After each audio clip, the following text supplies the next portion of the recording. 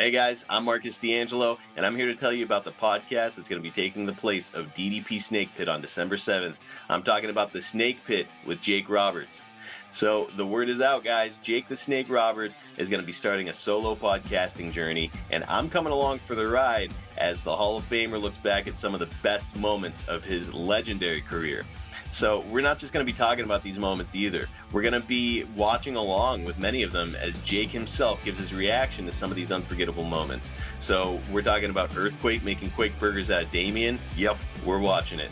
How about Rick Martel blinding Jake on the way to WrestleMania? Yep, we're going to watch that one back too. Jake coming back for the New Generation era and helping to discover Stone Cold Steve Austin's character. We're watching back all that stuff and so much more on the Snake Pit. And that's not the only direction that we're moving in either, guys. We're also going to be doing regular character profiles on some of the biggest stars of the era. We're going to be welcoming in some huge guests. And we're going to be doing Ask Jake Anything once a month, where we're going to put you in charge of the podcast. So come join us on all podcast platforms. It's December 7th, and we want to welcome you into the Snake Pit with Jake Roberts. And remember, it's going to be made available early and ad-free exclusively on adfreeshows.com.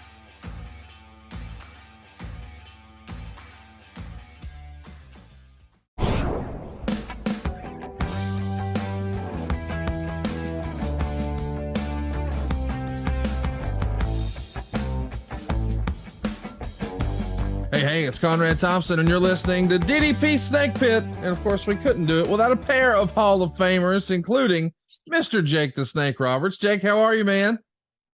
Couple of weeks behind, but I'm here.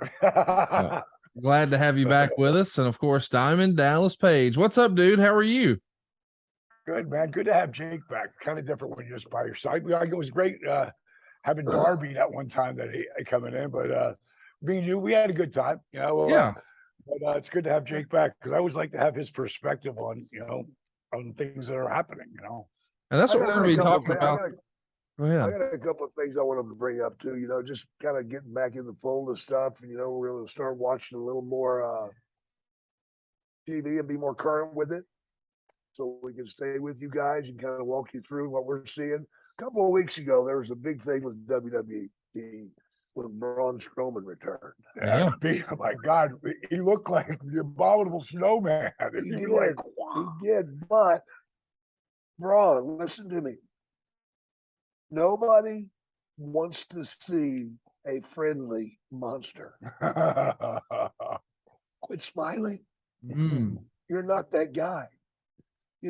So many guys make that mistake of when they turn babyface, they'll completely change themselves. No. The only thing that's changed is your opponents. You're still the beast. The beast is what they love. They just want to see it pointed in the direction of somebody they don't like. Okay. That's happened with me with NWO.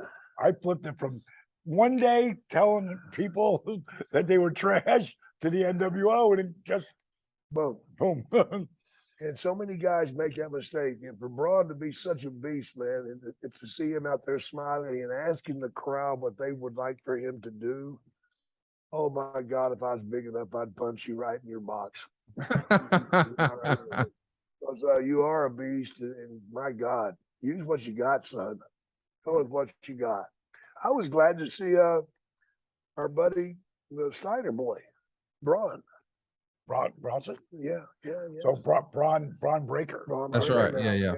Him and his tag team partner, Tylee Bates, they did some stuff with some fellas out there, and really enjoyed seeing him because I remember him just a year or two ago being over at the house being punished by Dallas.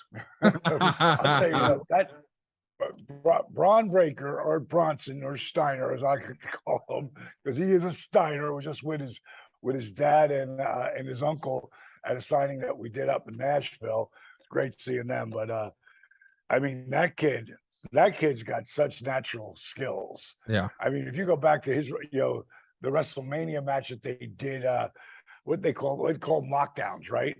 Where or takedown. What the hell? What do they call Takeover, right? Yeah. I'll tell you what, that match was phenomenal. But they've got some great talent down there at NXT, and I really believe that that's Hunter's baby. Mhm. You know, Yeah, the show's already changed. yeah, what? It's already changed. You Oh yeah, Sean, 100%. Sean made the announcement that they were NXT. Yeah. He did it in a classy way. Well, that he was down there for, I mean, who better? Because a lot of times, a lot of these kids get trained, you know, in independent places, you know, by guys who really never made it, never Right. even got to the show. Never mind, we're a top guy. Right. But when you got someone like Dustin Rhodes's, you know, school that he's got out there all the time, you just Google Dustin Rhodes or Cody Rhodes, you know, with QT, you know, they've got schools there. They really teach, the whole, Nightmare Factory thing, and that's still going. To Z, Daddy. From A to Z, you know, Daddy. But a lot of these guys get trained by guys who weren't top guys. There's no bigger top guy than Shawn Michaels. And he's been down there and he had some crazy influence on these kids over these last few years. And now he's up there, with back at the show again and giving his influence up there. And the show just played last night or 2 nights ago, the Raw. That was a hell of a match, man. I mean, starting out with Seth Rollins. Main event. What? You started out with the main event. Yeah. They started out. And guess what? There wasn't a 10-minute opening talk show. Right. Which was always my biggest thing. I just could not stand for them to open up a show and then have 8 minutes of talking. I never really minded that, but when it got to 20, it was a little long for me. Yeah. But I never minded that. I kind of liked it. But to open up with Rollins and Lash. Yeah. They put on a barn burner. When it goes to 3 commercials, and you're still watching the show, I don't remember that ever happening on Raw. No. You know what I mean? So again, you see the show changing, more wrestling oriented, storytelling in the ring. And I don't think there's a better guy out there doing it than Seth Rollins. I mean, Bobby is the beast. He did a hell of a job. I thought they were going to drop it. And I didn't think, by no means did I think Seth Rollins needs a title unless it's the world title, or the Universal title, or WWE title, I think they call it. But I thought they were going to put him over. I mean, there was some great false finishes. There was some great false finishes during that match. I mean, that was my favorite thing of all, on the show. And opening it, again, it lets you know you're watching a different Raw. And when you put 2 of your top guys out there and open up the show with that, and Seth did it in a good way, man. He showed how strong and powerful Lashley was. Sure. He actually did something to hurt him, where he hurt his wrist, his bicep. I'm sorry, his bicep. They worked it and they worked it and they worked it and they made it believable. Right. That's always been my bitch. Make it where people can actually say, "Oh yeah, oh my God, that hurt." Yeah, there's a couple things I can't remember what the bump where Lashley ran. Oh my God, into the post. Oh my God, I sold that like I was 12 years old. Oh my God. Yeah, I do the little my rocket. Because that hurt. That hurt. That's like chopping. That hurts. But going in and taking a pole like that, and the way he hit and spun, and the thud, I was like, God, you could have broke a rib on something like that. I was like, he's gonna sell that. And then that's why whenever I do any kind of speaking gig, like one of the questions I ask people, like, what do you think the most frequently asked question is of a professional wrestler? Is it real? Is it fake? In 2022. But that's the shit they're talking about. Like, I saw this guy come off the cage and or he hit this pole and he did a 360 turnaround like a helicopter. And he's bleeding. Is that really blood? Yeah, right. Well, that's really blood. Really blood. That's really blood. theirs. Yeah. And friggin', most of you guys all know this, but you get a hard way. It's a joy. I friggin', I don't know if I ever told you this story, but I was wrestling Steiner, and right towards the end of WCW, and we were doing a last man standing match, and the belt, he's going to hit. I'm going to use the friggin' Austin Bret Hart finish. He opens him up. He bleeds like a pig. Friggin', I just pass out, right? So I would always get the blade if I was going to do that, kept wrapped in my tape. And me and Scotty, we went all over that building. So part of my tape was like pulled off. And then I realized now we're getting ready to do it. Whoa. I'm on the mat No and I blade. realize there's no blade. Oh, And I go, Scotty, I lost my blade. He goes, fuck. Fuck. No problem. Whack. So I'm bringing, I go, you got one? He goes, no. I go, Nick, you got one? No. And I just said, come with it, bro. And he looked down at me and it was like, for a surreal moment, he looked down at me, you sure?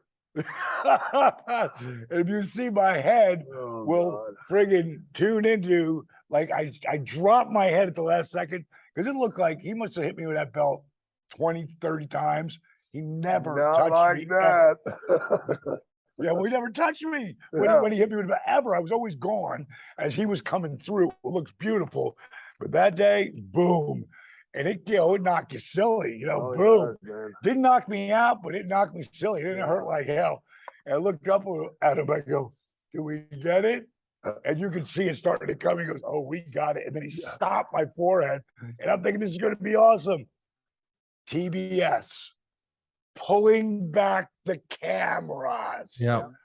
I was like, it's a pay-per-view. When I saw it later, you could barely see it. I was so pissed off.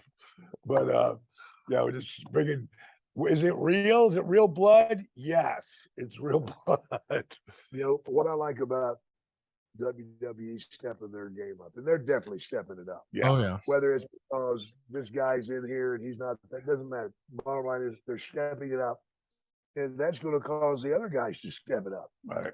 And from what I'm seeing, they're stepping up, in a big way. I mean, we just watched, you and I watched those guys go forever, Moxley and Sammy Guevara. Sammy, we talked about it earlier. I want to say it again. Sammy is, I gotta say, the greatest ever I've ever seen for any kind of high flyer is Rey Mysterio. Yeah. And he's still doing it at its highest level, which is mind-boggling for me, considering he's been doing it for 30 years. For And 40. Yeah, well, he's only 42 or 43. Really? Yeah, that's it. He started when he was 12. No, he started when he was 12. Yeah. So, bottom line is Sammy did shit in that match. They did this one thing, and I had to play it back like 3 times because friggin' Mox is about to get him, and fucking Sammy's coming in, and he does this flip thing where he turns out on top of it. I could never see him working it. It looked like it was a fucking shoot move. And the biggest thing that I love about Moxley, when you're watching Moxley, it's a fucking real fight. Oh, yeah. He reminds me of Ronnie Garvin. Yeah. Just a street fighting son of a bitch. And I love the way they laid this match out, too, man. Moxley was smart enough to play a little possum here and there, on Sammy, and suckering Sammy into doing these high-risk moves, which he's always trying to set him up for that one kill shot. But in doing that, that means that Moxley's going to take a lot of friggin' punishment. And one thing Moxley can do, he can take an ass whipping and give one. Yeah, both. No doubt about it. And I'm proud to know the guy from the speech I heard him make here a while back. And we're not going to go into why that all happened because it's none of my damn business and it's not the fans' business either. Stupid shit happens in this world every day. And I just hate that these young guys chose a platform they did do it. But I'm sure that they're regretting it. And I think that they've done the best thing they could do. Turn the belts over to a tournament. Right. That was wise. And go AEW, man. I'm all for you guys. I love you guys to death. I'm still employed there. You wouldn't know, look at me. In other words, put it back on TV, Tony. Yeah, man. We're gonna do it, baby. Come on, man. Tony, what do you think? I'm back on the sauce. I look at like I think the cutter, as we'll call it, all right, but starting with getting famous with the diamond cutter. Of course, Randy Orton took it to, I think, the next level up and doing some stuff that, like, my God. But these kids today, it's got to be the most, you know, replicated move, but completely different every time. And the element for disaster, like, and I'll go back to the one where Sammy hit the cutter on Cody. You know, there was so much room holding onto that ladder. It's a regular ladder that you use to go up the side of your house. Yeah. You know, It's not made of foam. and it's on cushions. There's a mat, you know, it's a wrestling mat, but it moves. For the element of error, you know, that could have happened, of him springboarding from the ropes to the top of that ladder, springboarding off and catching Cody and going down. Like that kid is he has zero fear. Mhm. Yeah, zero fear. It reminds me of those surfers that take off on those, you know, 30, 40, 50-foot waves. They have no fear.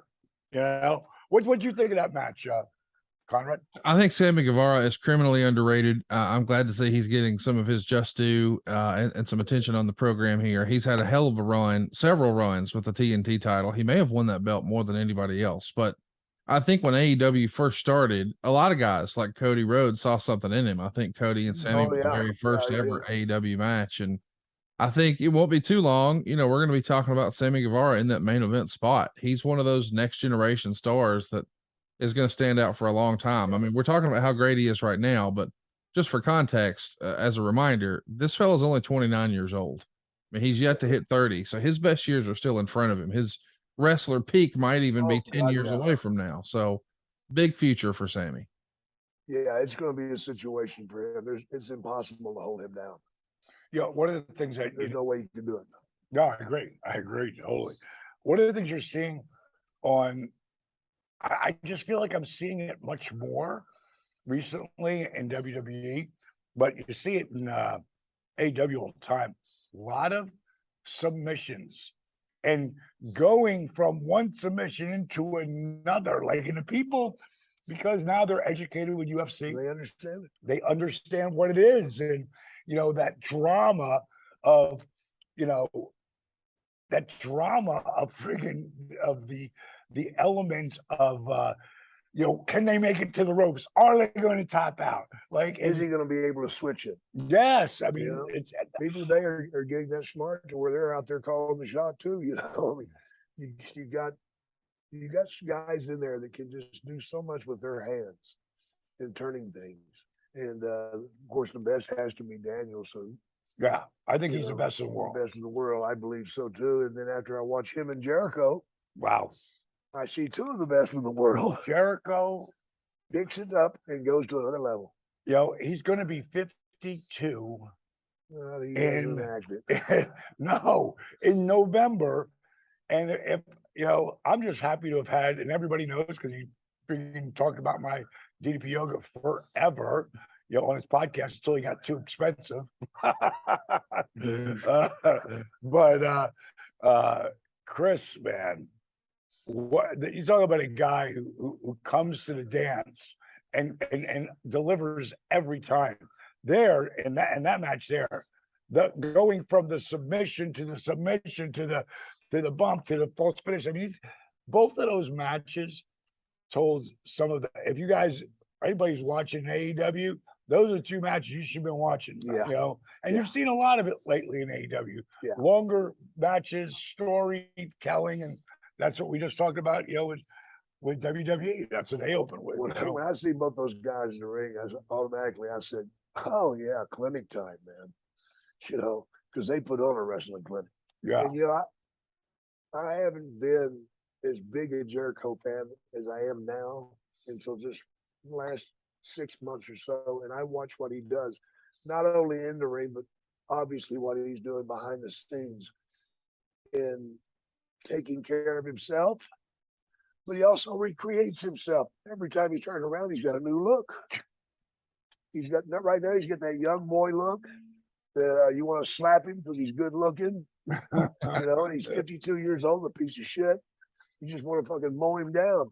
And he's taking on this heel persona again. And when he's a heel, he's a heel. He's an asshole heel. He's a heel. But they'll still sing his song. Oh, yeah. And let him come out. Yeah. The greatest, I've said it for the last year, the greatest entrance that you, as a performer, you could ever have. When someone are saying your catchphrases, in music they call it face mode, where the artist doesn't have to sing because everybody else is at the top of their lungs, and then you get that with Jericho's entrance, and he plays into it, has them all with him, and then he goes right to who he is as the character, babyface or heel. Yeah, I've seen him in the ring. They got this one shot of him in the ring, and Daniel's on the floor after he hurt his ankle. Right. Yep. And you see him like, oh,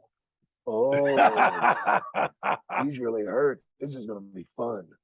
And he goes down there and gets after him, man. And he went after him, brother. And he made you hate that son of a bitch. But I am so surprised, not surprised, just so grateful to AEW because they gave us Moxley and Sammy, Jericho and Danielson. Then they turn right around and give us Dax and Claudio. It's like, Jesus Christ, but that Dax is going to put a show on. Right. I think that cat is one of the best ever. The tag team, they're the best tag team. I love that tag team. They wrestle their asses off. They're like the Four Horsemen 2.0 or something. Yeah, they really are, man. It's kind of and that's kind of like with you felt that, especially when they got there, because then they could really do that.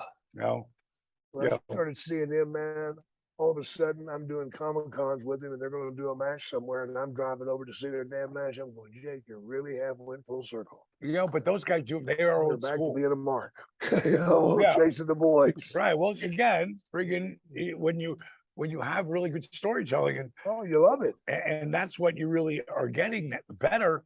You don't need to tell as much story verbally, as you do, physically. Action, reaction. So that's what brings the people. So, what did you think, Conrad? All right, guys, let's run a quick break to talk about our pals over at NordVPN, the best online VPN service for speed and security. In today's day and age, you cannot be too careful, guys, when it comes to cybercrime, with people trying to steal your private data, invading your privacy, and hey, what if you're not tech savvy? Well, luckily, NordVPN is a one-stop shop for all things cybersecurity. It's incredibly easy for me to use. With just one click, I'm protected. I don't have to be a tech genius to use it either. With my NordVPN account, I can have up to 6 devices protected. I no longer have to worry about hackers, malicious sites, and pop-ups. And guess what, guys? It does not just have to do with security either. It also has to do with entertainment. Did you ever hear about a new TV show or a film? You're really excited to watch it, only to find out that it's not available in your country? Well, with NordVPN, I can switch my virtual location on my device with one click, and I can access streaming services from over 60 countries at no extra cost. This opens up a Pandora's box of entertaining content, which I just wouldn't be able to access without NordVPN. Guys, it's the price of a cup of coffee every month, a small price to pay for premium cybersecurity and access to a vast amount of entertaining content from across the world. So look, it's time. Grab your exclusive NordVPN deal by going to nordvpn.com/DDP Snake and get a huge discount on your NordVPN plan, plus 4 months for free. It's completely risk-free with Nord's 30-day money-back guarantee. Guys, it's time. Go to nordvpn.com/DDP Snake. I think it's an interesting time for both WWE and AEW, with all the management changes in WWE and all the supposed behind the scenes drama in AEW. I think they've cranked out really, really good shows. We sort of buried the lead. Tonight is effectively a pay-per-view for free on TBS from Arthur Ashe Stadium. AEW is bringing out all of the big guns for Grand Slam. And this Friday, it's going to be a 2-hour episode of Rampage. This almost feels, Dallas, to me like an old school Clash of the Champions, a pay-per-view level card, but on free TV on TBS tonight. I agree. I agree. And you know, guys are gonna be. It's like we call it red light fever. You know, anytime you're on, you know, they're still putting on shows, really good shows for the people without any cameras there. And it's so funny the amount of people. I have no idea that were wrestling, you know, especially WWE or WCW back in the day, or you're when you're doing all the different federations, all the different territories. Now we're working 6 nights a week. Yeah. You know, and it's funny to hear my daughter Lexi talk about, oh my God, you know, because she's doing this stuff for Friday. And now that William Morrissey, you know, I'll always be cast to me, you know, as a nickname, no matter what. Now that they're, you know, on the road together, you know, like for her, it's like, oh my God, we're nonstop. I gotta have all my curlers. I gotta have this. What am I gonna do? We gotta get my nails done. I know one of the things that I did back in my day, of course, when Rick Rude grabbed my wife, and my wife slapped me, and we went over for a little thing. And I remember one night we were in some hotel in Michigan, and it's time to go to the building. I said, "Come on, girl, it's time to go." She goes, "Jake, my stomach is just so upset. I don't think I can do it." I'm like, "Get your ass out of bed. You're not taking bumps. You're not out there hitting the ropes. You're not getting the shit knocked out of you. Get your ass up and come on." And after about 5 weeks on the road with me, we were wrestling every night, traveling every day. And we also had that baby with us. It was rough. But all of a sudden she's going, "You really don't have any fun out here, do you?" That is so funny. You That said was that. the greatest thing that could have happened to me, man. All right. I'll tell you, Kim only did it one time because we only, you know, Nitro and Thunder. It was 2 separate days. You could fly in, fly home, fly in, fly home. She had never gone on the road for like a loop with me. And she goes, "Can you please fly me home? I don't know how you're doing I don't this. know how you do it. I don't know. Crazy. I don't know." But it's so, you know, especially when you're young in it, you love doing it because Couldn't wait. you know, he's freaking, you know, Could but, not but wait, that man. wears, man. By the end of it, you know, I don't want to try. I'm going to Alaska to go do something up for Kevin Matthews up in Fairbanks, Alaska, and I'm turning it into a trip. I got one in this weekend in LA. I'll be in LA at the God, I can't remember. Snowball No, it's the LA LAX. LAX, is that what it's called? LAX Fan Fest. ATIVE. And I think it's at the Hilton. Is that right, G? G? Well, look it up and let me know. I don't want to say, but I'm doing that.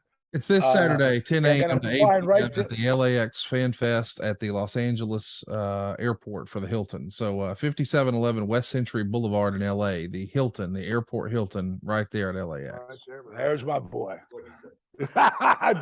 Karen said what you said.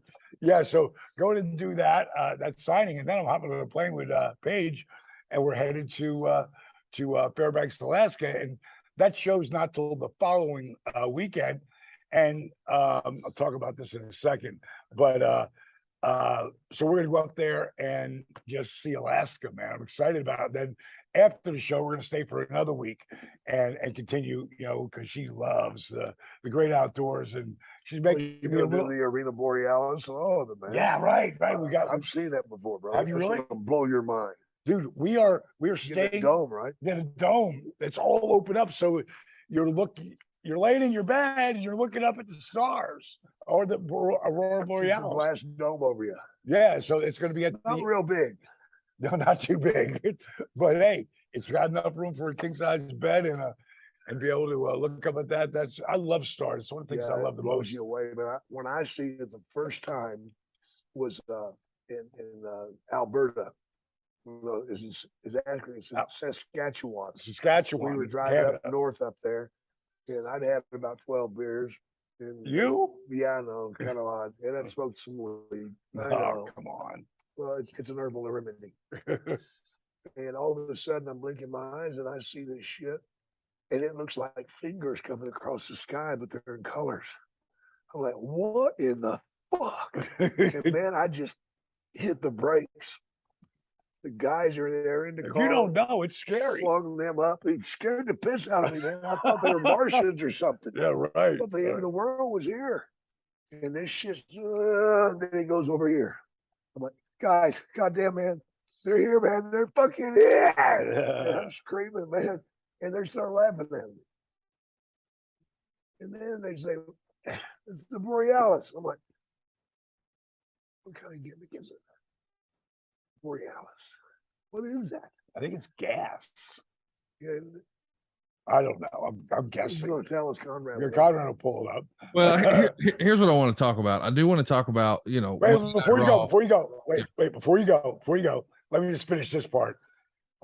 In Alaska, Marcus Bagwell, after we finished filming Change or Die, we kept with Marcus because Marcus fell off, he fucking fell off the rails, And I've always said, never really knowing, the Change or Die is It's real. yeah, it's real for starters, but it's not a reality show. It's a docu-series, just like we did with Jake, but instead of just a regular movie, we made it a series because we brought people into the house, and it's a little piece of Biggest Loser. It's a little piece of intervention. It's a little piece of God, I forgot what the other part is. Either way, it's real. And one of the things with Marcus was, when he went off the rails, we had an intervention, and his niece was there, me, Steve, of course, Marcus, Ronnie Gossett was there, and it was like, dude, if you want us to continue to help you, you have to go to rehab. And bottom line is, he went. This was a really good place. Surprised me, Marcus. You surprised me. We just saw him this weekend, and so want to let people know, you were watching this up in Alaska. That's going to be the first show he comes to, and of course I'm going to be there. We're always going to have someone with him, kind of like we did with Jake in the beginning. Jake don't need nobody anymore, and that's one of the things I want to talk to you about, Jake, about helping him. Oh yeah, I'm there. Yeah, about helping him on the getting booked on some of the things, so I know you're there. Yeah, on a signing, whether it's a Comic-Con or whatever. That. Yeah, I am. Yeah, I know. We haven't talked about it yet, but Doesn't matter. We'll talk about it after this. But that's going to be like Marcus's coming out show, and I'll tell you, I know how hard it is to stay straight for it, and Jake knows way better than I do. But it's the best I've ever seen him, and now just continue. He's learned so much. He did every class. His leg started healing. And I was explaining the reason why your leg wasn't healing, because you weren't resting it. You were taking shit and putting shit in your body, man. So I just want people to know, in Alaska, he will be up there. And anything moving forward, you will see him out there doing different shows. But he'll always be recovering, and the fans will really come out and support him, and that's really what it comes. Because for you never knew how much the fans loved you. That made a huge difference. Huge difference. I looked at things a lot differently. And I've used you as an example so many times. I'm like, Jake is living his best life. I am. At 67. He was at 64, 5, 6, 7. I'm having the most fun. I've rebuilt some major relationships, including one with my ex-wife, who I very much love and will always love. And we went to see Aerosmith together. The four of us. Thought that was going to happen. I'd have bet my life on that shit. I mean, it was a great time. We had a wonderful time. Yeah. Wonderful time. I went all over Boston, went there looking at different things. But you get to feel things differently too, Marcus. Hear me when I say that. You get to feel things. Because for a long time, man, you were so medicated, you didn't feel shit. Right. And this stuff is real that you're feeling now. And some of it's going to be hard. Some of it's going to be hard. But I'll be there for you. So go ahead. Now, sorry to rake your eyes, Conrad, but go ahead. Oh no, listen, all good. I'm just excited to be talking about current stuff. I love getting you guys feedback on what you're seeing. We've seen a lot of changes happening under the Triple H regime. You know, we talked briefly off air about Logan Paul being the guy. Yes. He's going to get a shot, and they announced it at a big press conference. It started on Logan's podcast, Impulsive. Then there were some social media back and forth. Then they made the announcement he was going to be at SmackDown. But as we're recording this past Saturday, they held a press conference in Las Vegas just hours before Canelo Triple G3, the biggest boxing match of the year, many think this year. And they announced that Logan Paul, the guy who made his name as a social media influencer and then took it to the ring against Floyd Mayweather and never went down. No, he didn't win the fight, but he never went down against the greatest boxer we've ever known. And now he's getting a shot at the longest reigning champion in modern history. More than 2 years, Roman Reigns has held the belt. But they're going to take that show to Saudi Arabia in November for Crown Jewel on November 5th. And man, there's been a lot of speculation, Dallas. Is this going to be a David Arquette moment? I don't necessarily agree with that. A lot of fans are negative about the idea that Logan even has the opportunity, but boy, he's going to bring a lot of eyeballs. I see this as a major net positive for the company. What's your take? I'll tell you, first of all, I met him, and we talked about it last week. I said he's the only guy besides Val Kilmer not to do diamond cutter with him when I asked him. But I also said I totally understood because it had to do with gang signs. He's already been sued over whatever, and that went everywhere. But that was the point of that guy. And I now want to really clarify it because we didn't really get into it. That guy's one of the best athletes like ever to, I step in any ring. Look what he did already. Look at the shit that he's done, in a very short time. And I know how hard it is to train somebody who doesn't really, like David loved it, but, he wasn't the guy to be a wrestler, Right. But he did learn over that whole thing, that docuseries that they did, You Can't Kill David Arquette. And he did learn enough to be credible, to go out there. And he got the fans' respect big time. And they really loved him. I was there for that. But this kid, I watched the stuff that he's done. He's 6'3" or 4 to begin with. And that sort of took me back a little bit. Because when I got in the elevator room, we're looking eye to eye. I was like, man, you're a big son of a bitch, and he's just such a natural athlete. And like so many people, like Rodman, he was a great athlete. He didn't want to really practice. I'll guarantee you that kid's practicing because he wants to go out there and friggin' have a hell of a freaking show.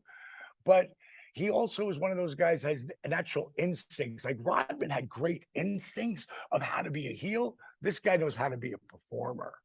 And I think it's a hell of a fucking spot for the WWE, the titles, the man.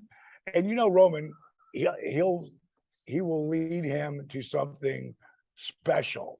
And that's what I really believe. I think he's going to surprise the hell out of people because this cat is a main event performer, and it's going to sell a shitload of tickets. It's going to sell a shitload of tickets. Some people want to see him fall on his face, and other people are going to say the kid's going to freaking steal it. And I think he's going to go out there and kill it. I really do. I think he's one of us without coming up the way we did. He's a guy who can answer the bell. I think we'll see though. What do you think, Jake? Well, I'm kind of with Conrad, man. I mean, this kid's being fed with a silver spoon. These things are being pushed out there for him. Yeah, he's busting his ass and he's answering the bell and he's doing all these things because he's physical enough to do those things. Right. He's a performer, so that gives him another plus. But the worst thing that you can do to him right now would be to put him over. Oh, I don't think you put him over. No. I don't think you put him over. That would be the worst thing. I think if he puts up a good fight, maybe a couple steps above good, maybe a great fight, and shows perseverance, that sets the table better for him. He don't need it. He doesn't need it. He don't need it. And neither does Roman. But Roman needs to walk out there at that belt. Yeah, I can't imagine any other finish, but then again, I thought Drew McIntyre was going over, you know, and I thought that was just a no damn brainer, you know. You're gonna put it back on him the next night, literally, you know. Let me ask you guys this, because it has sparked a debate. The rumor is, and again, we're not there, we're hearing things that Sure. Roman has a new contract. That doesn't mean he's going to work a lot of shows. So he's going to have a very limited number of dates, and they perhaps want a more active champion. So there's been speculation that they want to find a way to get the belts off of Roman without actually beating him. Now, who knows what you can believe or you can't believe, but they don't want to hurt the run he's on, and they want to keep him strong for WrestleMania in the event they do or are able to put together the match with The Rock, which makes me think maybe we don't need the title for that one. But is Logan Paul the suitable replacement? We get creative. Paul Heyman gets involved somehow. Maybe he turns, costs him the title. Now he's with Logan Paul. That sets up the next thing. I don't know. Is there a way that you could creatively get there? That's pretty good booking right there, though. If you're gonna do it, there's a way to get anywhere you want to go. Right. And Bill Watts said, "No good, son of a bitch." Once told me, change is always good. Change is always good. So maybe it is a time for a change. You know? I'll tell you what, it would shock, It would shock the world. Mm. And you know what? The great thing is, if you did put the kid over, you could turn around the next night and beat him. Sure. And you've got an angle right there. Yeah. Right. You don't have to do anything else. But this guy took advantage of you in this match, and he did a dirty shot and got you. Hey, you know what? It's what I love is when, and this is what used to piss me off about the booking committee, when I couldn't get past that top of the middle. You know, I just I couldn't break that ceiling. And Jake and I talked about it so much. My goal was never to be fucking world champion at that point in my life. It took Dusty to make me see that. But it was I wanted to Jake Rick Rude's spot. Like when Jake went out there, I don't give a fuck who he's going out with. Sometimes you knew he was going to win, but you never knew him or Rude was going to lose. You never knew. Like going out there, and that's what I want to feel. When I'm watching something, I don't want to know this guy's going over. Like last night with Bobby Lashley, 2 nights ago with Bobby and Seth. I'm like, Seth's got to go over here. How many there? You want to talk about one of the greatest performers, and I got to put him up in that elite of elite today. He's been beat fucking way more than me and you. And we got beat a lot. Razor, Scott Hall got beat a lot. It doesn't matter if you know how to do it. Man. He's doing it at a level where he almost gonna get beat every fucking night. They're gonna sing his fucking song, and they're gonna fucking be right there with him because his shit is so good. And that's what I want to see. I loved how Bobby came up on top. You knew it was this thing with Riddle, and they're really pushing that kid Riddle, man. First time I saw him down at NXT, and very few guys I walk up to after I've seen him for the first time. I walked up to him. He was outside, after just, cooling down. Not smoking a cigarette. Just kidding. That'd have been you. But I just walked away. I said, man, you got a bright future, bro. I mean, he just had that something, and he's a believable shooter, and the people freaking love him, man. And it's hard to get people to love you, especially barefooted.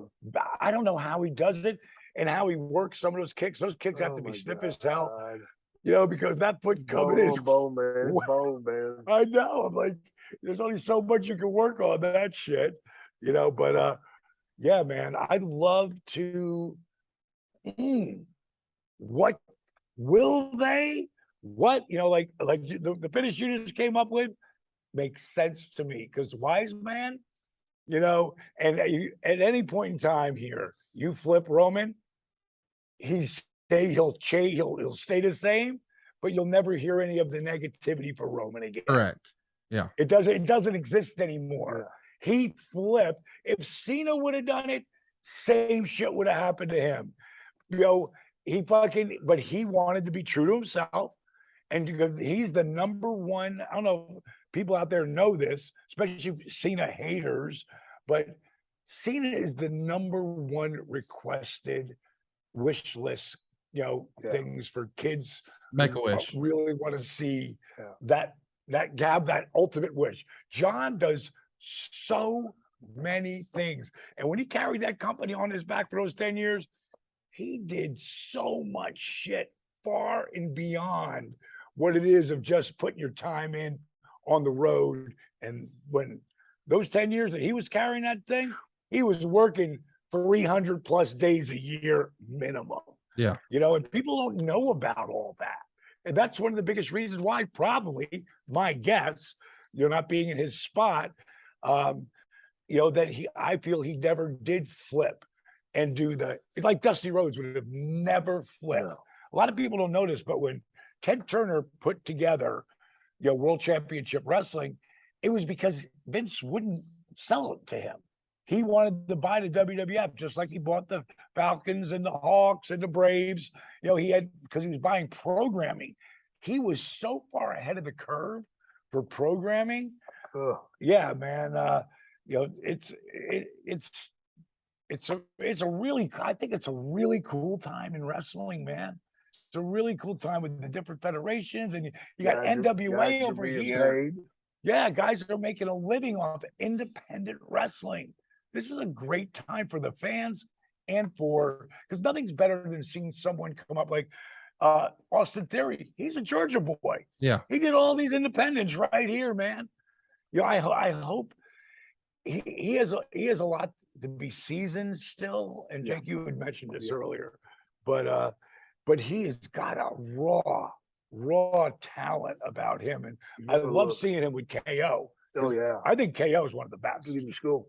Yeah, I think KO is one of the best. Took me to school, brother. I watched that and I was giggling to myself like, damn, Jake, how many times have you done the same fucking thing with the guy? He did not exactly know where he was at.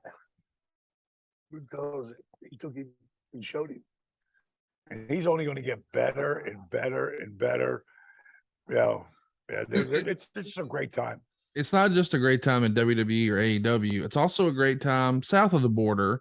We're inside of a month away from Triple Mania 30, and Jake Roberts knows a thing or two about Triple Mania. And the main event is going to be Mask versus Mask, Villano #4 and Pentagon Jr. And I know, listen, when you hear that on the surface, you think, well, then that means the older guy is going to lose the mask. But once upon a time, at the very first Triple Mania, it was Conan versus another older star. And, well, Conan didn't win, thanks to Mr. Jake Roberts. How about that? Oops. And Conan lost his career. Sherry talked me into it. Sensational Sherry talked me into it. I was scared. I couldn't tell her no. She'd have beat the shit out of me. I want you just because this year Triple Mania is going to be on Fight, Jake, and a lot of American fans are going to be able to watch Triple Mania and hear it in English. And it really is the lucha equivalent of WrestleMania. You know a thing or two about Triple Mania. What should fans expect from a spectacle like that? My God, they are so talented, and if it hasn't been done here in the United States, it's already been done over there. I guarantee you. Yeah. Guys over there are risk takers. Wow. Because living's cheap there. Lives are cheap there, and they're all looking for a way to get out of that and to move up. And that's for them. Moving up is making it to WWE. They watched Ray and his conquest. You watched Eddie. They watched all these different guys, and these kids are fighting to get up there. They'll do anything. And that promotion has been around a long time, and they're gonna blow this thing out of the water. I know that because hell, they asked me to be on it. So there you go. Man, when the first time that I was a part was because I was with Jake, and we were doing the first time we did it was in the Olympic Auditorium in LA. And it was, the whole entrances, like it took. No, it wasn't at the Olympic. Was it? No, that was. You sure? Yeah, I'm sure. Well, whatever stadium it was at, Yeah. It was packed. There was 5,000 people who couldn't get into this thing. And I was blown away, like, oh my God. But the entrances, Yeah. like WWE had to take something from them at It's some like point. like I said, if it hasn't happened here, they've Right. already done it in Mexico. They dress up and they put on these costumes of dragons and all this stuff coming down the aisle. You're like, what the hell is this? It's a mixture of circus, wrestling, fighting. I keep waiting for them to drop Acrobatics. drop the bull. If they ever drop the bull, I'm sold. You know, I was fortunate enough to see my first Lucha Libre show in person in Mexico a couple of weeks ago, and it clicked for me as I watched the show. And I want you guys' opinion on this because I tried to explain this to Eric, and he thought maybe I nailed it. So I want you guys' opinion. I think sometimes the American wrestling fan who takes a look at Lucha Libre or some Lucha performers, even on AEW, and they would say, "Oh, well, there's no psychology, and it doesn't work, and I don't like it, and blah blah blah."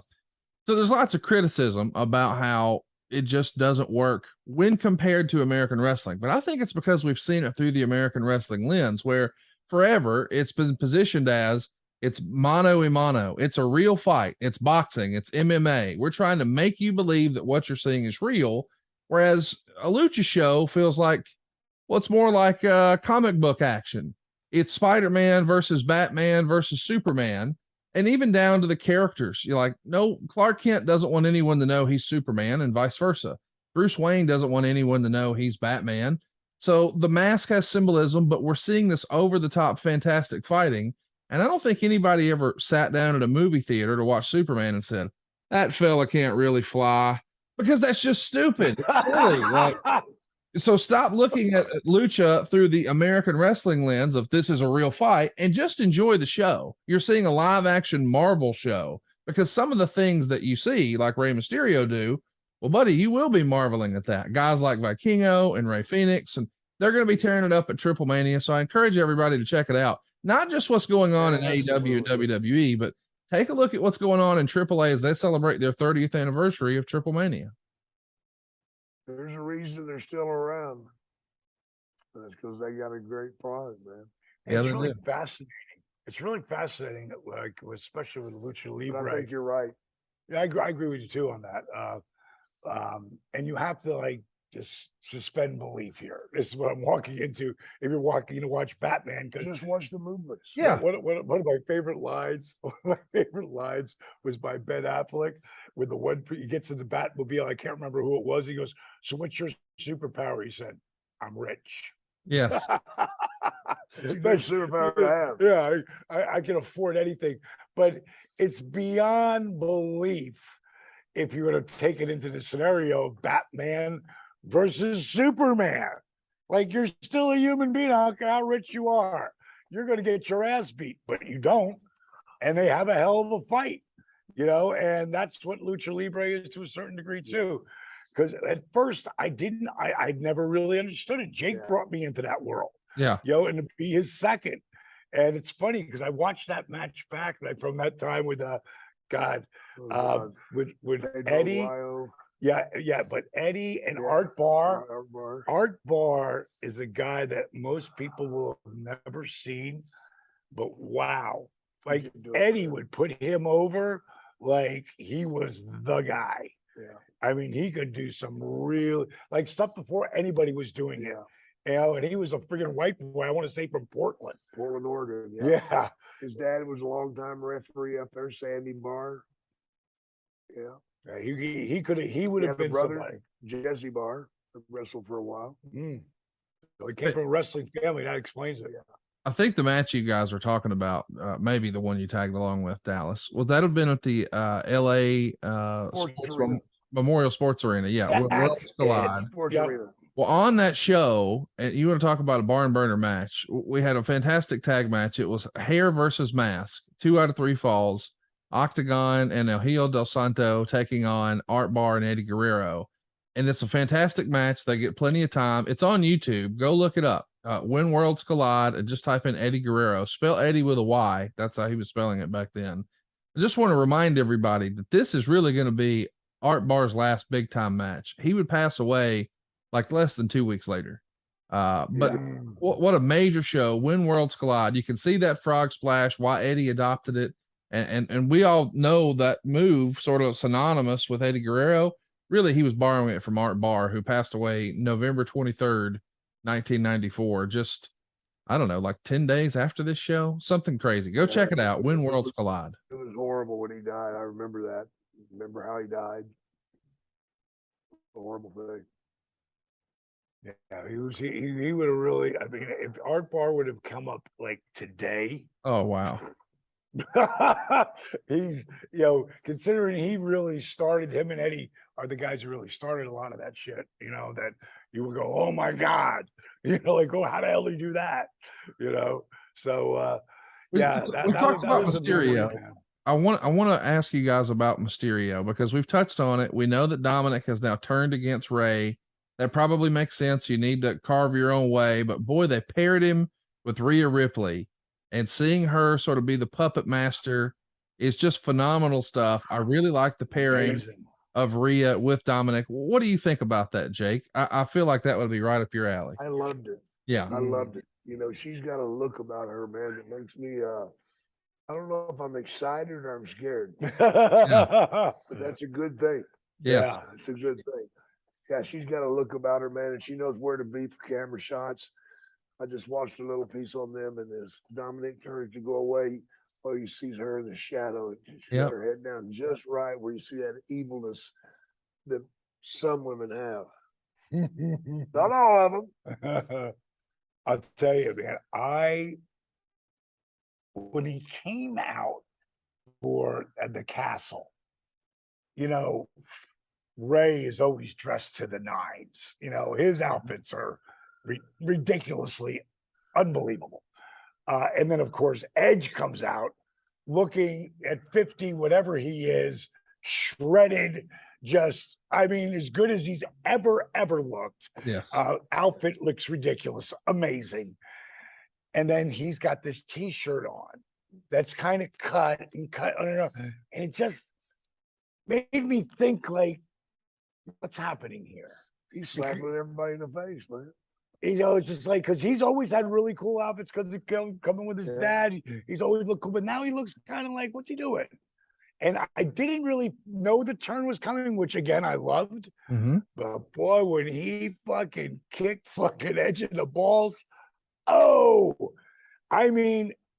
if you go back and listen to Raw's show last night, and they're egging him on a little bit, he's saying nothing. And when it gets to him starting to talk, they start booing man. Old school shit. Yeah. Like, there's real heat there. Yes. Like real, because if you look at baby faces, like guys who are loved by the people, Ray's got to be the top one of 1%. Oh, sure.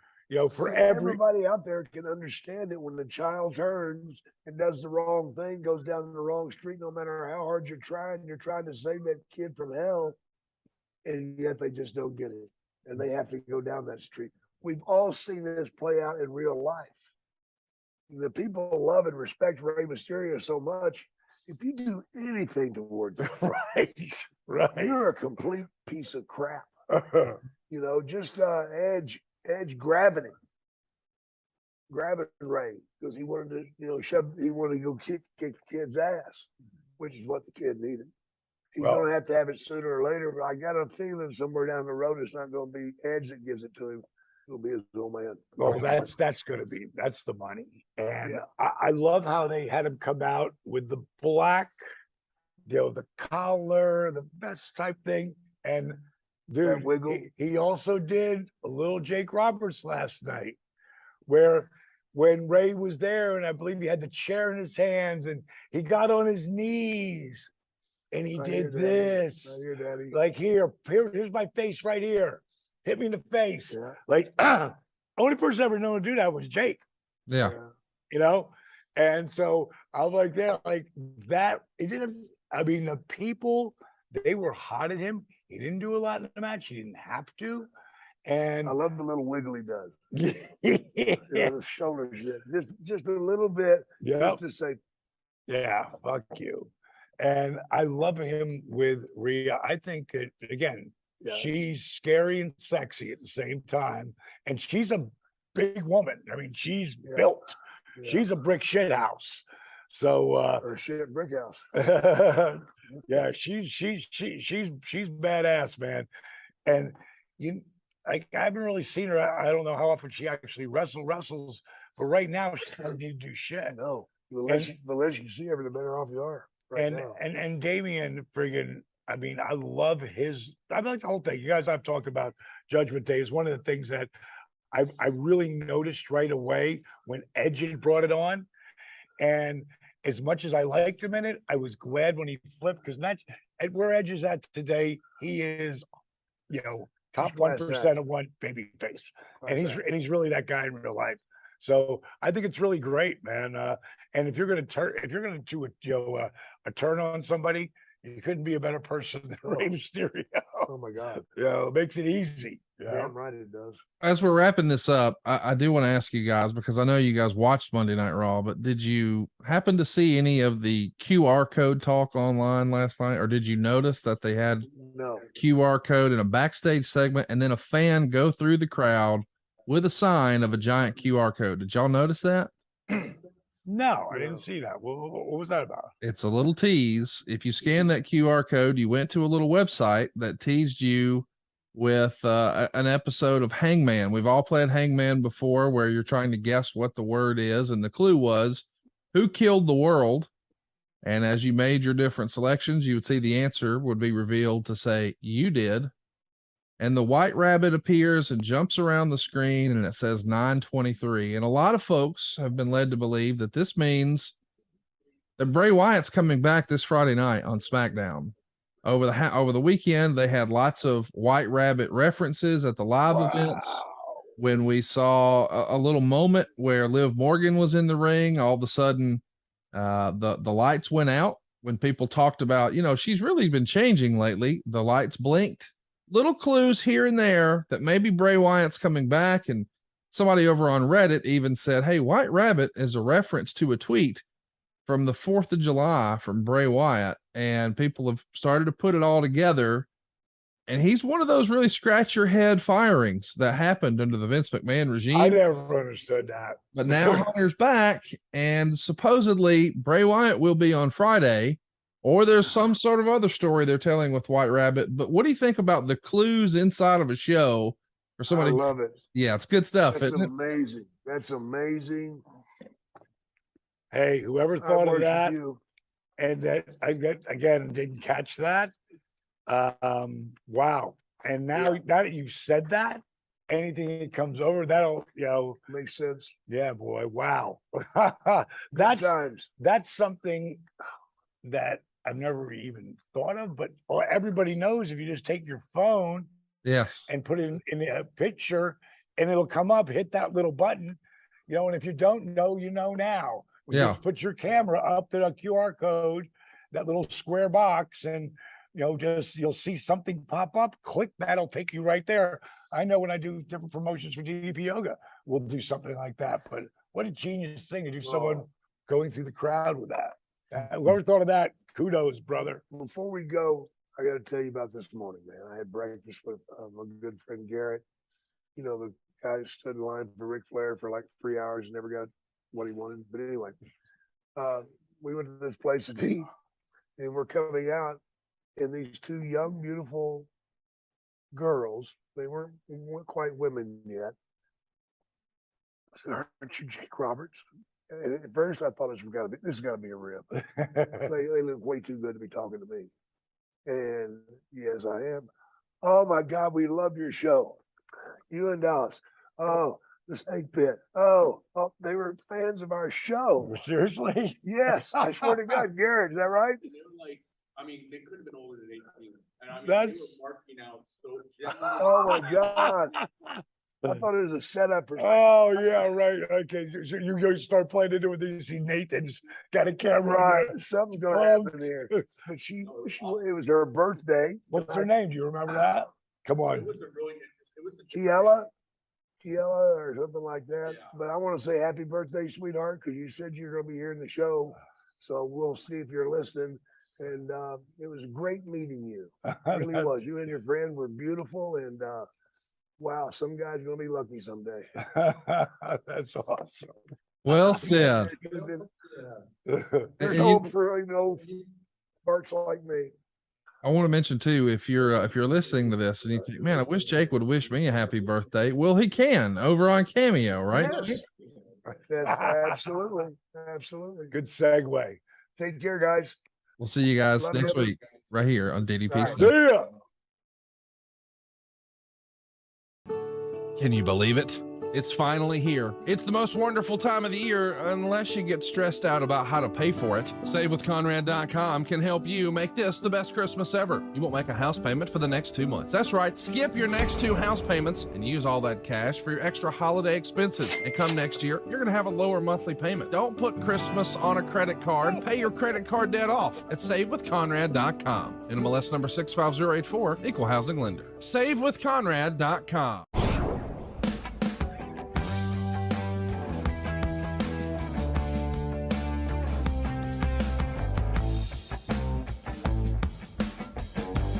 Hey, it's Conrad Thompson, and you're listening to DDP Snake Pit. And of course, we couldn't do it without the Hall of Famer, the most positive person in the whole biz, ladies and gentlemen, Diamond Dallas Page. DDP, what's going on, man? How are you? Well, Snake, I just want to explain to people that the reason why Snake couldn't be here last week, we had Darby on, was because he couldn't talk. And, like the old Jake the Snake just wouldn't have showed. Like, I can't speak, right? Jake was sitting here waiting to do it. And I was like, Jake, you can't even talk. Well, I didn't show like he's squeaking it out to me. And then today he's on the road because we'd like to film 2 shows in a row. Right. So we got bogged up because we're both on the road now. So he won't be here this week or next week, but that's the reason. Then he'll be back again. We're actually going, when I leave here, actually tomorrow, Jake and his wife Cheryl and my wife Paige, we're going up to Boston to Fenway to see Aerosmith. Oh, wow. So, yeah, that's when he first sent it to me, he said, "Dude, you want to go see Aerosmith?" I'm like, "Hell yeah!" And he goes, "Okay." After I come in, he goes, "All right, got to get your tickets up. And I'll see you in Boston." I go, "Boston? What do you mean Boston?" He goes, "Well, it's in Fenway." Oh, my. Like I would have known that. But Aerosmith, man, I love those guys. And I love what Steven Tyler did with his country thing. I thought he got a #1 record out of it, the whole deal. So I'm excited to go up there and spend some quality time with Jake and Cheryl. I haven't seen her.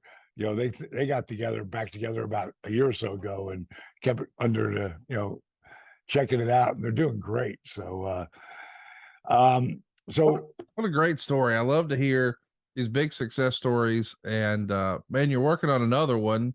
I hope I'm not speaking out of turn here, but, there's been some big news in your life recently with a friend of ours.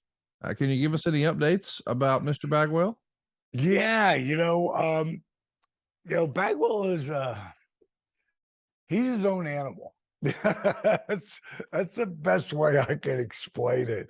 And for the last year and a half, he'd been trying to get, he really, it's kind of like Jake. Jake really wanted to get clean. At the time, he didn't know it.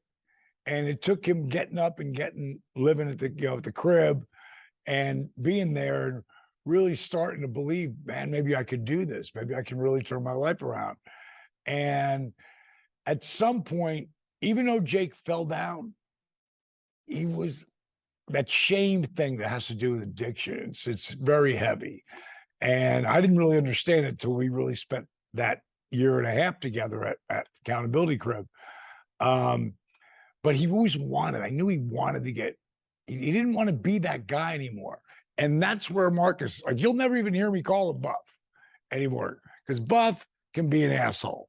And I don't want to, I don't want to be associated with someone who isn't on the up and up. Mm-hmm. Years ago, I changed the way I eat because I wanted to get just really healthy, good food in my body.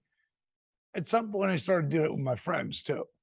Like, if you're negative, I got no time for you. Yeah. Now, if you're in trouble, like someone like Jake was, or Scott was, or Marcus, still is, I'm gonna help you as long as you're putting the work in. But if you continue to fall and there is no remorse, you know what I mean? It's kind of like someone does something, now they're going to go to the joint, they're going to go to the jail. The judge is looking for one thing first: remorse. Like, I don't want to do this. I didn't want to, I fucked up, So with Marcus, he knew that I could help his brand by people saying, "Oh, Marcus is staying with DDP now." And it immediately upped his bookings. Mhm. He got way more phone calls.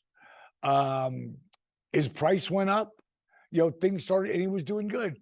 And then he'd slip and fall, and then he'd get back up, he'd slip and fall. And then, because what we did is we put him in this show that we shot called, it's a docuseries. It's not a reality show, because reality shows are bullshit. Right. Reality shows are, okay, you do this and you do that and blah, blah, blah. Like, that's, to me, is not reality. Of course not. Wrestling is the first reality show, if you really want to put reality shows in scope, taking real things that happen in real life, and then you work them into the storyline. But with Marcus, like, he didn't think he was an addict. He didn't think he had to lose any kind of get any kind of shape, even though his leg is really bad. He didn't really think, he thought it was just some of his shortcomings from injuries. And the bottom line is, he got on that scale. The first time he got on that scale in the house, he was 268. And I go, get on that scale again. Is that right? And it was. Marcus, I'm used to seeing him like at 235, 240 max. So, his weight was off and he wasn't eating good. And, he had to go away every weekend. So every weekend, either do good or bad. And towards the latter part of it, because of some screw ups, he started to do much better. And then we got done with it. He finished strong. And then he got caught on a bender. And he just fell off the rails. And this is where, if you're not ready to get your shit together, because we're not rehab people. We help a lot of people who need that, but that's not what we do. And we don't want to do that, because it's so much different than helping someone get their health back. It's really hard, and you need to be a bit of a professional. And we had an intervention for him. And it was heavy. It was heavy. He has, there's something that Marcus did when he was younger. People will see this in the docuseries. He has 3 brothers, and one of them, with one of his kids, wasn't there. And Marcus stepped in, like back when he was busy as hell, from the American males all the way through to Buff Bagwell. He was there, pick her up at school. As one of his brother's daughters, her name is Jonna, and this woman is an angel. And she, man, people are gonna love her, because you wish you had someone like her in your life. But she remembers him being there when no one else was except her mom. And I did not know any of that story. So she was there, and I was there, Steve was there, and he tried, like every addict, tried to lie their way out of everything. And we had him busted on all accounts. And long story short, I said, you're going to go to rehab today, or we're done. And he went. And the reports from him being up there, are really amazing. Awesome. Really amazing. Like she wrote, John and we stay in touch and Steve talks all the time. People don't realize that so many people think it's just DDP, all these things you do, blah, blah, blah. It's not me. It's me and my team, my growth-minded people. Like everybody from the camera guys, like to the producers, they really care. Yeah. Steve Yu is an angel. My business partner, Steve Yu, who's the guy who I create the stories. Steve Yu tells the stories. And a lot of it, he's involved with the creation too. And it's pretty amazing. So I'm really looking forward. I'm looking forward to see what happens with Marcus. But that boy's cried wolf a bunch of times. So, I gotta see it. And then I gotta see the connections of the negative people in his life that he eliminates. It is so important. You need to be around. If you're trying to get your shit together, you need to be around growth-minded people. They can't be the people. I saw this thing I was just going through some kind of Instagram, and sometimes I love to listen to different guys, and it's all different walks of life who have something to say. And I do some inspirational thing every single morning on my Facebook reels and a couple of my Instagrams. And some of it's I just thought of, some of it's I saw something and I made something up around it. Some of it I saw and I took friggin' 20% of what they said, or I took it all. And this is something that I heard, and this is what I want to share with you. And one of them was tough love. Like your friends who go, no, dude, you need to stop drinking. No, give me your keys. Yeah. You shouldn't drive. No, you shouldn't act like that. Like your family. No, you're the family member that tells you no and tries to smarten you up to what you're doing. That's the person that really loves you. Yes. It's not the friend that goes, fuck him. Let's go, dude. Let's go out. You don't need to listen to him. Here, have that pizza. I know you've been doing so good. You don't need to worry about that diet today. Come on, let go. That's not your friend. Maybe what you want to hear, but it's not your friend. It's not someone who loves you or cares about you. And, I'm pretty blunt. Like that I was with Jake. Scott was kind of easy. While he lived with us, he was kind of easy to deal with. He really was. Marcus has been a little bit of both. So I know people are going to love it. We've got the whole docuseries in the can right now. I'm going to send you, dude. I will send you the first episode. Oh, wait. Yeah, it's we haven't done all the lower thirds and all that, but it's going to be pretty amazing. Change or Die. It's the title says it all. It's pretty amazing. So, one of the things I want to talk about today. Before we do, I want to ask this. I'm just curious about your process, and we'll edit this out if you're not comfortable talking about it. But I do want to know, like, since you're really just trying to help people make positive choices. You're not really a drug and rehab counselor, although you've had a lot of friends who had those issues. Were you involved in the selection process of where Buff would go? I mean, do you know? Are there good places you can recommend? I'm just trying to think about folks who are listening to this. If you have someone in that spot and you need to figure out, okay, we know they need help, but the big question I've always wondered, because I've been in a few of these, and I was tasked with, okay, where do they go? And so I had a place that I would recommend, and it was in South Georgia. And I'm just curious, what's your process look like for that? If someone is listening to this and they know someone needs help, but they don't really know, hey, where do they go now? What do I do? How do I identify a good spot or whatever? And I'll tell you that Jonna, who is the angel, that she's the one who searched it out. And I don't want to say where he's at yet. I absolutely will, because the reports, let me see, let me read something to you that that Jonna sent me. And I know she'll be cool with it. see, and there's everything in this rehab, from cutters, people who are cutting themselves, to heroin addicts. And Marcus's choice of drug was Xanax to go sleeping. And I know a lot of guys use Xanax, but they don't go out and get somas and find somas and then mix the somas with the Xanax and then drink. Yeah. That's the euphoria. That's the high. But what has happened to Marcus because of those things? It's 5 drunk driving tickets. Not one of them is booze.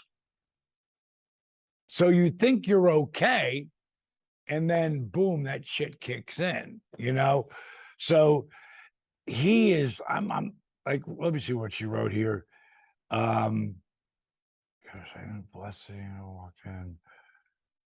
She said there's like a lot of really hardcore drug addicts up there with heroin and cocaine and, shooting up their veins. And he's been like a guy who's gone to every class. Like they have classes like it's college in this place that he's at. And the reason why I don't want to let people know where he's at right now is because there's some people that, and some of them love him, that are really bad for him. Yeah. Like really bad choices.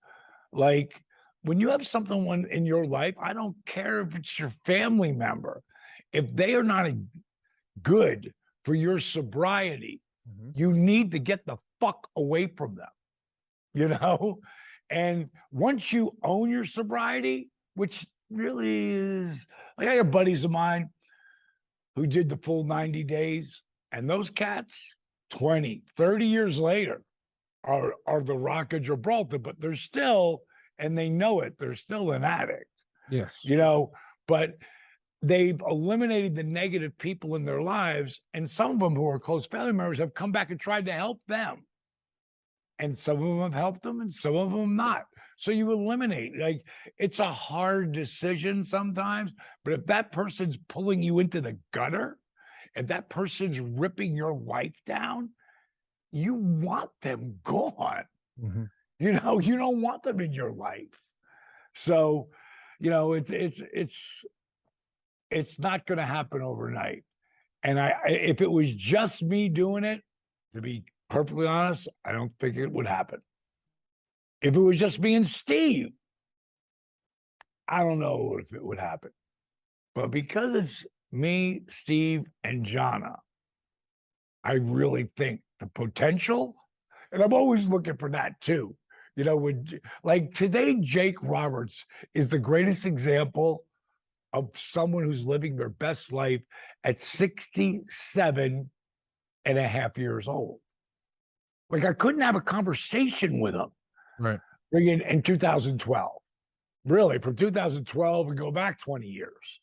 But I couldn't even have a conversation because he would say shit like around my kids. I go, what the fuck are you doing? Don't say shit like that, because there's so much fog up there, even when they're straight, and when you're someone like Jake was a demigod. When you can drink all night long at 20 years old, you're a god to your buddies, right? And still get up and work and be coherent and do all that. Well, then your brain starts getting a little, starts delineating, and then your 30s, when you can do it, you're a god still. You can still drink like that and do drugs and do all this stuff and still be able to go. Well, in your 40s, you're going to start to lose that. And that's when a lot of guys died. That's where a lot of guys died in our business. And it was because of the pills. That's one of the reasons why WWE is so strict. Oh, you got pills come up in a drug test? They want to know where they are, what you're taking, and you got heat, because they don't want any more of that shit. Especially, I know that now that Paul's in charge, that Triple H is in charge. He never did anything. Right. Like he never drank, he never smoked pot, zero. So keeping a healthy lifestyle, I think a lot of the reason why A lot of like a Darby Allin, who we had here on last week, a CM Punk, a Daniel Bryan, a Bryan Danielson. The reason why these guys can take so much abuse, they're clean. They don't drink. They don't freaking. They don't do. They're straight edge cats. Is that what it's called? Straight edge. Yes. Yeah, you know, it's like it's a different lifestyle than the one that we led. And the only reason why I didn't do the pills and all the shit that the other guys did, starting at 35 physically, was the hardest thing that I did. You know, hitting that mat and thinking, man, this fake shit hurts like hell. You know, it's like, this is brutal on your body. But the positive side was I was 35 and a half, and I was smarter than I would have been at 25 or 23 or 28, you know. And I can remember being out with Jake one night. We were at a club and we're drinking after the show, you know, and he popped the pill in his mouth and he chewed it up. And I went, dude, did you just chew a Percocet? Yeah. I go, why would you do that? I go, they taste like shit. He's like, well, when you choose something, it goes right to your brain. Like, Jake is a really smart cat, man, and smarter than ever today. But it goes right to your brain. And I go, but how many of those have you had today? You know, I've seen him take them a couple times. He goes, I don't know, 9, 10, 11, 12, you know, like, why are you taking so many? He said, because they lose their potency over time. Your body assimilates to them, gets used to them. And I was just like, oh, wow, man, I need those things to work. You know, like, I'm only taking what I have. I'm not saying I never took a recreational pill in a cocktail, but it was few and far between because, again, I needed those to work. So, and answer your question about, you know, where they're at, I will gladly tell everybody when he gets out, and some of these people that we are literally keeping it from them. Like, we don't want you to know. Leave him the fuck alone. Let him get sober. And he, you know, from what Jada has told me, I talked to him. He sounded amazing. I'm going to go up there on the 30-day mark, and I'm hoping he's staying another 30 because I really don't want to see him out of there before 60 personally. You know, it's about building habits and, you know, reps. Like, everything is reps, from wrestling in front of people to playing the guitar to throwing a football, catching a football. It's all reps. How many reps can you get in? How many doses can you get in to help reboot your brain? That's the important part. Well, there's been a reboot in wrestling as well. This past weekend, we saw quite a bit of wrestling. Of course, WWE put on their first mega show in the UK since, I guess, SummerSlam 1992. That's certainly the vibe and feel that I had going in. And then, of course, on Sunday, AEW put together All Out that people are still talking about for a lot of reasons. Today, we're going to focus on the WWE because this show had been built and hyped in a way that, I don't know, modern WWE pay-per-views didn't feel as big. You know, this isn't a WrestleMania. This isn't a SummerSlam. This isn't a Royal Rumble. It's not one of those heritage shows that we all grew up on. This was a brand new concept. You know, we've never even heard of Clash at the Castle. And a lot of people, when it was first announced, thought, okay, this has to be a Drew McIntyre featured show. Much like, you know, SummerSlam 92 at Wembley Stadium. It was the British Bulldogs Day. And the world title went on somewhere in the middle of the card with Warrior and Randy Savage. But the main event was all about Bulldog. And I'm curious, this is a guy that you spend a lot of time with, and he's going to be in the main event. So we're going to talk about that. But before we do, I thought, hey, let's run through the whole card on the actual pay-per-view, because there was a pre-show match. There's only 6 matches on the pay-per-view. And that just by itself lets me know, okay, this is a little different. You compare and contrast with the pre-show, there were 7 matches, but with the pre-show on the AEW show this weekend, 15 matches, Dallas. And 7 And that, matches is a big difference, right? you know, when I was watching it, and I realized how much time was right with the girls' match. Yeah. Like right opening up and not taking away because these girl athletes are as good as the guys. I mean, they really are. I mean, you know, Bianca Blair, is that her last name? Yeah, Bianca Belair. Belair. That I know I don't want to say that wrong. She is a stud. Yes. Like I literally remember going down to down and working with the kids down there in you know, in NXT. And then I saw a video that they did on her, like, wow, man, like that woman, like I see the push that she's got. It came off of her athletic ability. And she's beautiful. Doesn't work. That doesn't hurt. But she's got all the tools, and they've been running with her for a while, you know. And you notice that, you know, she was with Asuka and Alexa Bliss, who are both great athletes in their own right. And what a great threesome to put together. And then to see Io and Bailey and Dakota Kai. Now, when Dakota Kai, I don't know if we were talking with John when that happened. I was blown away that Tony Khan didn't pick her up right away. Yeah. Because she's beautiful. She can work her ass off. She's been in the business for a long time now, you know, and she spent a lot of time down there. I thought they were going to bring her up long before that. So I was sort of glad that because she needed to go to the show. Like she really needed to go up there and get there. And Bailey coming back. Those women put on a hell of a show. And this is the way when you're booking, especially a show like this, you want something hot in the beginning and of course hot at the end. Well, there was some hot stuff that went all through this. When it got to like, maybe I wasn't paying attention to the time, I'm thinking, because all of a sudden it's the main event. And I realized, did I miss something? Is there something after this? Yes. You know, they're not going to put anything after this. And then I realized, holy shit, 6 matches. Like, I don't remember a pay-per-view that had 6 matches on it. Do you? Yeah, it's probably a handful, but I'm with you. It's normally something where it's like a Royal Rumble where you know it's going to be a really long match. That's a different animal. Yeah, yes. That's a different animal because your one match is friggin' over an hour. Yeah. You know, but so many times, like I can remember being in pay-per-views that happened like 8 minutes. Yeah.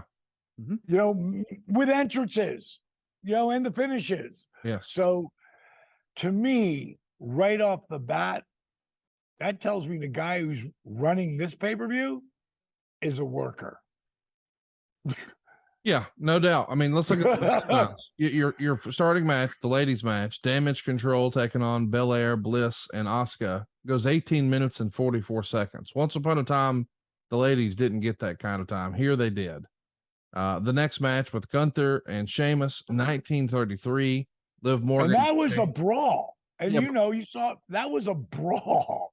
That wasn't like high spot. They were completely different matches. The girls had a lot of unbelievable spots. Like those chicks are unbelievable athletes. But these two fuckers went out and beat the shit out of each other. I do want to ask you about Gunther. I'm curious what a guy like you thinks of Gunther. But before we get there, let's circle back to the ladies for a minute. Bailey has been on the shelf for a while. We know when we were about to be in front of fans again and the COVID era, if you will, with no fans was coming to an end. The report we got was they're having everybody, you know, work off some ring rust again and get ready. And she got injured in training and has been on the shelf this entire time. And now she's back. And I'm sure it's one of those deals where as a performer, I've never been a performer like this, but I would assume, you know, because we've always heard, hey, you don't want to lose your spot, brother. So you work through injury, right, things like that. So she has to go get surgically repaired. So that's not an option for her. No. You come back, you got to be a little nervous, like, hey, am I going to pick up right where I left off? Man, Bailey has just hit it out of the park. Can we agree on that? Dude, it's like she wrestled 3 weeks ago. Yes. 2 weeks ago. It was like she went out there. That girl. I mean, if you go all the way back to how they brought her in, with like the biggest, just so happy to be here, and that was a shoot, I'm sure, to a certain degree. But that girl is going through one transition, like she's almost Jericho-ish with some of her reinventions of herself, and I love it. And she knows who she is. Yep. And she went out there, and if she was doubting herself in any way, I never saw it, And I think having Dakota Kai there with her was a big deal too, because they worked up together, and Bailey got that pop way sooner, I loved it. Thought it was fantastic. Think she's done a great job. I'm with you. I think Bianca Belair is going to be a megastar. Really excited to see Alexa Bliss getting her flowers. And I think Asuka has been maybe one of the unsung heroes of this division for a long time. And a long time. I know we're not Long necessarily comparing, companies here, but when you take a look at this women's roster in the WWE, man, it feels like they've got such a head start on everybody. And for years and years, the women's division was, well, not what it is now, but from the Revolution to now, they've got a ton of talented ladies there. And I know for whatever reason, people didn't perceive that the all women's pay-per-view was a big success, but I think they could try that again. They are loaded for bear right now. And they really pushed that huge, like before anybody ever even thought that was even possible. Yes. What are you talking about? Well, when you've got athletes like freaking the Queen wasn't even on the show. Yeah. And she's one of the greatest athletes in that company, period. And I love the way they work the women, and they have earned their spot. Becky Lynch wasn't, a part of this thing. It's she's one of the greatest performers of all time, as man or women. So I was really I think this card from top to bottom really stacked up perfectly, and the way they finished it, with the false finishes. We'll get to that. Let's go to the next match. Sheamus, who I love, Gunther and Gunther. Yeah, I don't know Gunther, but he kind of reminds me of a foreign Dick Murdoch. Okay. Dick Murdoch was a brawler, but Dick Murdoch could do anything. Oh yeah. I mean, he really could do anything. So I kind of like it. I like the match. I like the I like the brawling technique because it brought something else to the show. You don't want to see the same flip, flip, flip, flip, flip, flip. You don't want to see that. I saw they were telling a story there, and that's why I believe Triple H gave the time to everyone. Like, tell a story. Just don't go out there and do high spots. Tell stories. And they did. I think Gunther is a huge star. I was excited to see him get the win. Obviously, both he and Sheamus are international stars. I'm with you. It would have been cool to see Becky Lynch there too. Somebody had to get the win, and at this point, Sheamus is a made man in WWE. I was excited to see Gunther get the win. What do you think? I know you don't know Gunther, but you've seen some of his stuff. What do you think his ceiling is? Do you think he could be the guy? I think that remains to be seen. I think he's in a hell of a spot right now. And it's all how they build you. Yes. You don't want that rocket up your ass, because if you don't deliver, it goes down as fast as it goes up. And I think he's in the perfect spot here. And a guy like Sheamus is, like you just said, that a made man. Mm-hmm. And we're going to get up to another guy who's a made man, and Seth Rollins. How many jobs did he do? None of them hurt him. Yeah. Not Cody beat him 3 times, and he lost plenty of times before that. None of those jobs hurt him. They built him. Because we'll talk about that cat after. Let's go to the next one. Liv and Shayna Baszler. Now, I was calling Shayna. I'll tell you what. That's another girl that I've worked out and spent some time with down to NXT. When I say worked out, doing DDPY, and if I'm doing 4 classes, she was at 4, minimum of 3 of them, because she's an athlete who's beat up her body being, an MMA chick. So she's the real deal. And knowing the way you think, like, and it goes right down to the finish that we saw at the end here. You think, like, Drew's going over. We'll come back to that. When I look at Shayna Baszler and Liv Morgan, I see Liv is really over. Sells awesome, great athlete. Love seeing her in the spot she's at, but I expected Shayna to take her out, and that's not what happened. And I thought they had a hell of a match, and I thought the thing that makes Baszler so good, again, she can do the job night after night. It's never going to hurt her because she's that good. She's believable. And she's, I don't want to wrestle her. No. She's a badass, man. And she's a great chick behind the scenes too. But she's a worker, man. She is a worker. And that loss, didn't hurt her at all. And you came in there thinking, ooh, this could be it. And you always think you want to know something, and just to show you don't, they're going to go the other way sometimes. But I think this whole card, and the people who didn't like the card or had their little opinions, they don't really know what the fuck they're looking at. They don't understand pure storytelling to a match. And the girls did a really great job. Totally agree. Next up, we've got something that people are going to be talking about for a long time. It's Edge and Rey Mysterio taking on Judgment Day, which in this case was Finn Balor and Damian Priest. They had Rhea on the outside, so that meant that Edge and Rey had Dominic Mysterio on the outside. I love this pairing of Rhea Ripley, Damian Priest, and Finn Balor, the Judgment Day positioning. I could appreciate that Edge moved along, but now that's a cool story. I don't know if you had a chance to see the A&E biography on Rey Mysterio, but I'm going to recommend everybody listening go out of their way to watch it. Such an unbelievable career. And unbelievable. You can't help but pull for Dominic Mysterio as a result of that. And it feels like the timing for what we're going to see and as part of this match couldn't have been better, especially fresh off of that A&E piece. What'd you think of the performers? What'd you think of the match? And then we'll talk about the big story at the end. Well, going into, I got to go back to before it even starts. When I saw Edge with Damian and Rhea, and it was the Judgment Day, I called them up, and left them a message, and we started texting each other.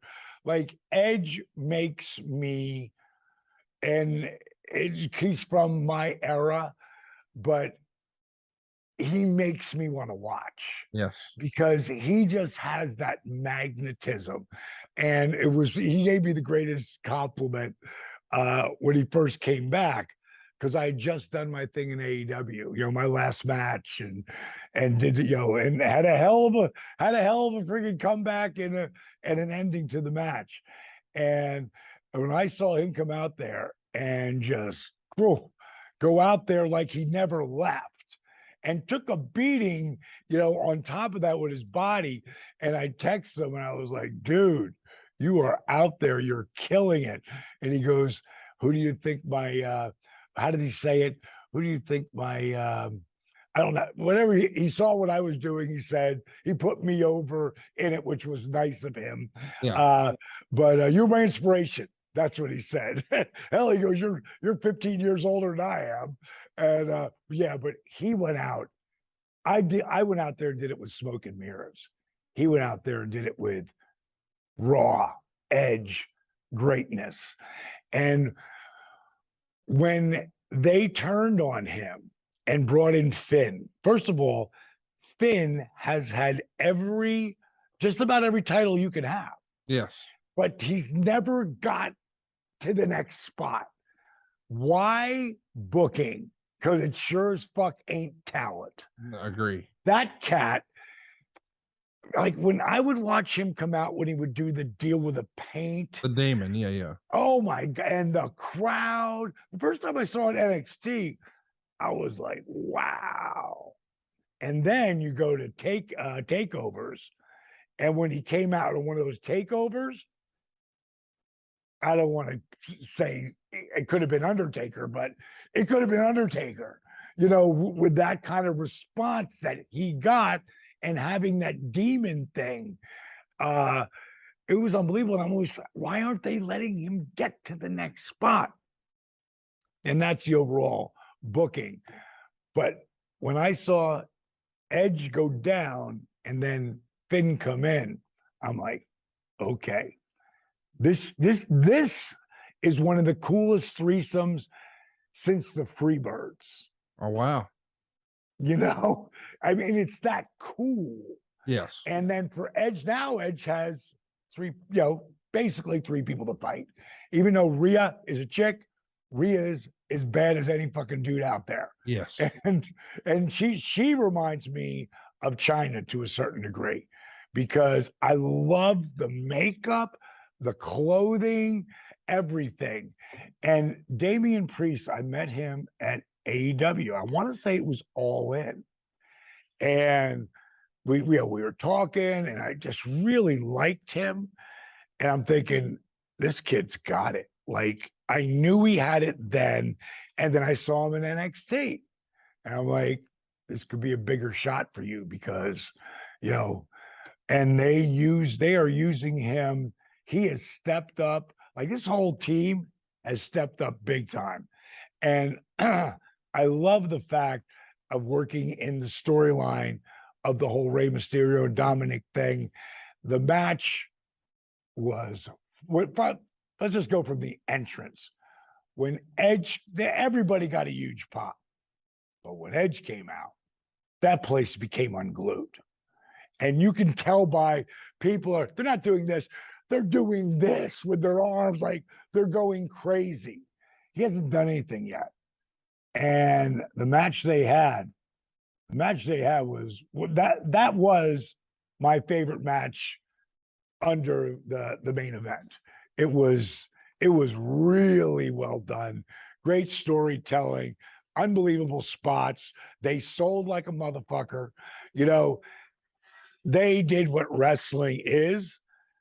And then going into the ending, and I swear to you, I thought something's off with Dominic here. And he wasn't any different than he ever is. You know, I don't know if it was maybe the Mysterio t-shirt and everybody else looked like a main event performer. You know what I'm saying? You look at Judgment Day, that's outfits, work, look, and just superstars. Ray comes out in something that's, well, Ray's had the greatest outfits of all time. Yeah. You know? And Edge as too. And Dom was wearing a t-shirt with a rip thing. I know that's part of his gimmick, but I just felt something. And then it got to the end of the match. I guess nothing's going to happen. And then he caught me with the friggin' kick to the balls to Edge. And then Ray saw it. And then he friggin' clotheslined him with a beautiful clothesline. And then he walked off. And I thought, that was really good. I think it'll be the thing people talk about most from this show. I mean, such a star-studded show, but I think storyline-wise, the thing that will have the longest lasting implication here is probably Dominic's turn. And for a long time, the positioning had been Ray and his son. And you want to talk about casting a big shadow. You know, there's a handful of really, really big shadows that I think would just be almost impossible to overcome. One being Ric Flair. Somehow Charlotte's managed to carve out. Yeah, fuck. Yeah, but I agree. I think when you see that pairing at first, a few years ago, we first saw Dominic, I think a lot of people were like, well, he's not going to be able to be Rey Mysterio. No shit. There's only ever going to be one Rey Mysterio. That's it. He's got to be able to carve out his own thing. And as long as they were together, he was always going to be Ray's son. And you couldn't help but draw comparisons and all that. But now they can tell a real story. And would anybody want to make his son look better than Rey Mysterio? they're going to have a phenomenal feud, some great storytelling. Going back to when he was a kid with Eddie way back when, this is going to be WWE at their best here with what they do with Ray and Dominic, I think. Yeah, I got to meet Dom at Rick's last match. You know, he was there with Ray, and he was super. What a great kid! What a great kid! And Ray, I got to tell you this. You might have heard me tell you the story before. I might have just told with John Alba, but I got to say it for people who never heard it before. When in 92, 91, I guess 91 is when I started as a wrestler. 92, you know, I'm going to be the rookie of the year. I know Pro Wrestling Illustrated. There's no one else who came up. I have to be. And then Eric Watts won it because he came in October and he beat Arn Anderson and he beat a bunch of people. Watts is one of my closest friends, but I became the runner-up of the year. And I thought, you know what? Meltzer, he's not my biggest fan, but he's got to see this. I've got to be the rookie of the year. Again, I'm number 2. I'm like, who the fuck is Rey Mysterio? Yeah. At the time, I'm 36, Rey's 14. All right. So maybe he's 15. So I kind of forget about it years later. And then I hear someone talking about, because Rey Mysterio's here. Rey Mysterio just heading out to the ring. I'm like, Rey Mysterio? I go right to the gorilla spot. I watched that match and I went, wow. I was a very distant number 2. That kid, you know, at that time, I want to say he was like, maybe he was 17 or 18, but I just couldn't believe how great he was then. You know, the stuff that he could do. I honestly believe that Rey Mysterio would be an Olympic champion if he would have done gymnastics. You know, I mean, he was just one of the, and his body, I've seen some of the unbelievable bumps that he's taken. I'm talking about outside of the ring, flipping through, bouncing off the guy and hitting a guardrail from 15 feet and 20 feet in the air and still going. I don't know how he's doing it. Still at this level. I loved one of some of my high spots that match where I loved Edge doing the 619. I got a big kick out of that. And Ray coming over the top on Rhea, and that was a lot. That match was a lot of fun. It was a lot of excitement. Everybody was involved. It was really, really, really well done. But what was even better was Dominic. Yeah. And Edge sold like a madman for him. And Ray, you know, looking forward to see what they do tonight. You know, with that whole thing. To me, there's so many ways you can go with it.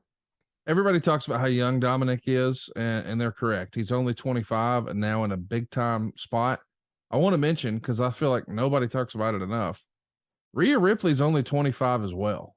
Rhea Ripley is as big of a star with as big time of a look as she has right now at just 25. The sky's the limit for her. And I know that, you know, whether you think about it or not that way, a lot of people are going to hear what you said and say, man, she reminds me a lot of China. And they're going to rush to say, well, she's not as big of a star as China yet. Give it. Oh, God. She's 25 years old. China in the beginning. Yes. Because, and she had that same presence when she got there, and she was working before she was ever in Judgment Day. She had that presence in NXT. She wasn't as big, but she don't need to be. You know, she just has it. When I think the first time we saw China, she was like 27, 28 years old. And here we have Rhea Ripley, who looks like she does, performs in the ring like she does, has the presence that she does at just 25 years old. Like, if these were stocks, I would buy as much Rhea Ripley stock as I could. That's a great analogy. No, 100%. Yeah, she's gonna be a big, big, big, big star. I think, you know, all these. I think that Damien has countless potential. Oh, yeah. Like I mean, he could be the man. Yeah, I honestly believe that down the line he has the ability to be that guy.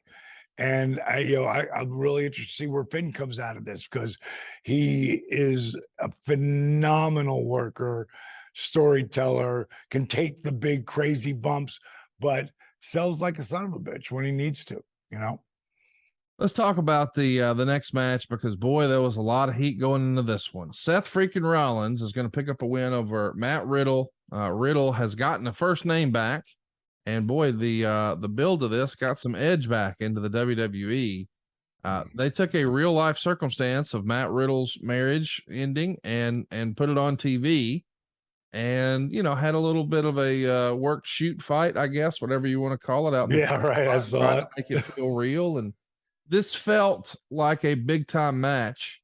I was happy with the positioning of it being right before the main event. They gave him plenty of time, 17 minutes and 22 seconds. A few years ago, it was almost unanimous. People agreed Seth Rollins was the best wrestler in the world. And I think people have been waiting on Riddle to be in this spot. He is oh so close to that main event spot, but now he has it ripped out again. Seth Rollins picks up the win. What'd you think of the match, and what'd you think of the story to get here? First of all, I thought Seth Rollins, he needed that win just because he needs to, he can't put everybody over, and he's put so many people over. I thought it was a great match. I thought the storytelling was great. I thought they did a lot of really great spots. Yet they took their time with everything. Like, Rollins is another straight edge dude, man. He can take some punishment, man. First of all, go to the entrances, because I really I didn't understand what they were doing with Seth in the beginning when they were having him do all these different characters. Remember, before he leveled into who he is today. On the way there, it was confusing, but I knew how good he was. I was doing something with Russo on the show that we always did, and the doctor, and back then I said I'm confused by what they're doing with him, but talent will always rise to the top. And Seth, once he started to really run with this character, I'm amazed that it's very macho in the way that Mach would have a different elaborate outfit every match. And that's the only part of Mach I'm taking that it's likeness from. Every match, every entrance, every interview, he's in some new crazy, amazing outfit that makes him pop, and makes him different. It's always like there's better than and there's less than. And Bischoff's the first one ever say this to me. Whoever's the best, no one's better than him. Everyone after that is less than, unless you're different than. And Seth Rollins, from the laugh to the music to the clothing, the outfits, I mean, he's different than anybody has ever been. Mach was like that, and how many outfits did Mach have out there? Like, one of the things that you never really think about this today, guys maybe do, but I never did. If I would have had a different outfit every single night, because just like Seth's doing, because those outfits in the world of collectors, and being a collector, his wardrobe that might have cost him 100,000 is worth probably 2 million. Yeah.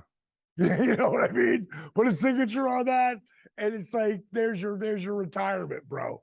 And I had so many, but I didn't take care of them the way I should have.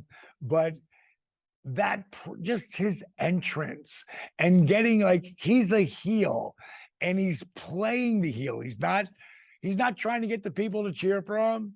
He's being the heel. But when that son of a bitch turns babyface again, he's gonna be crazy over.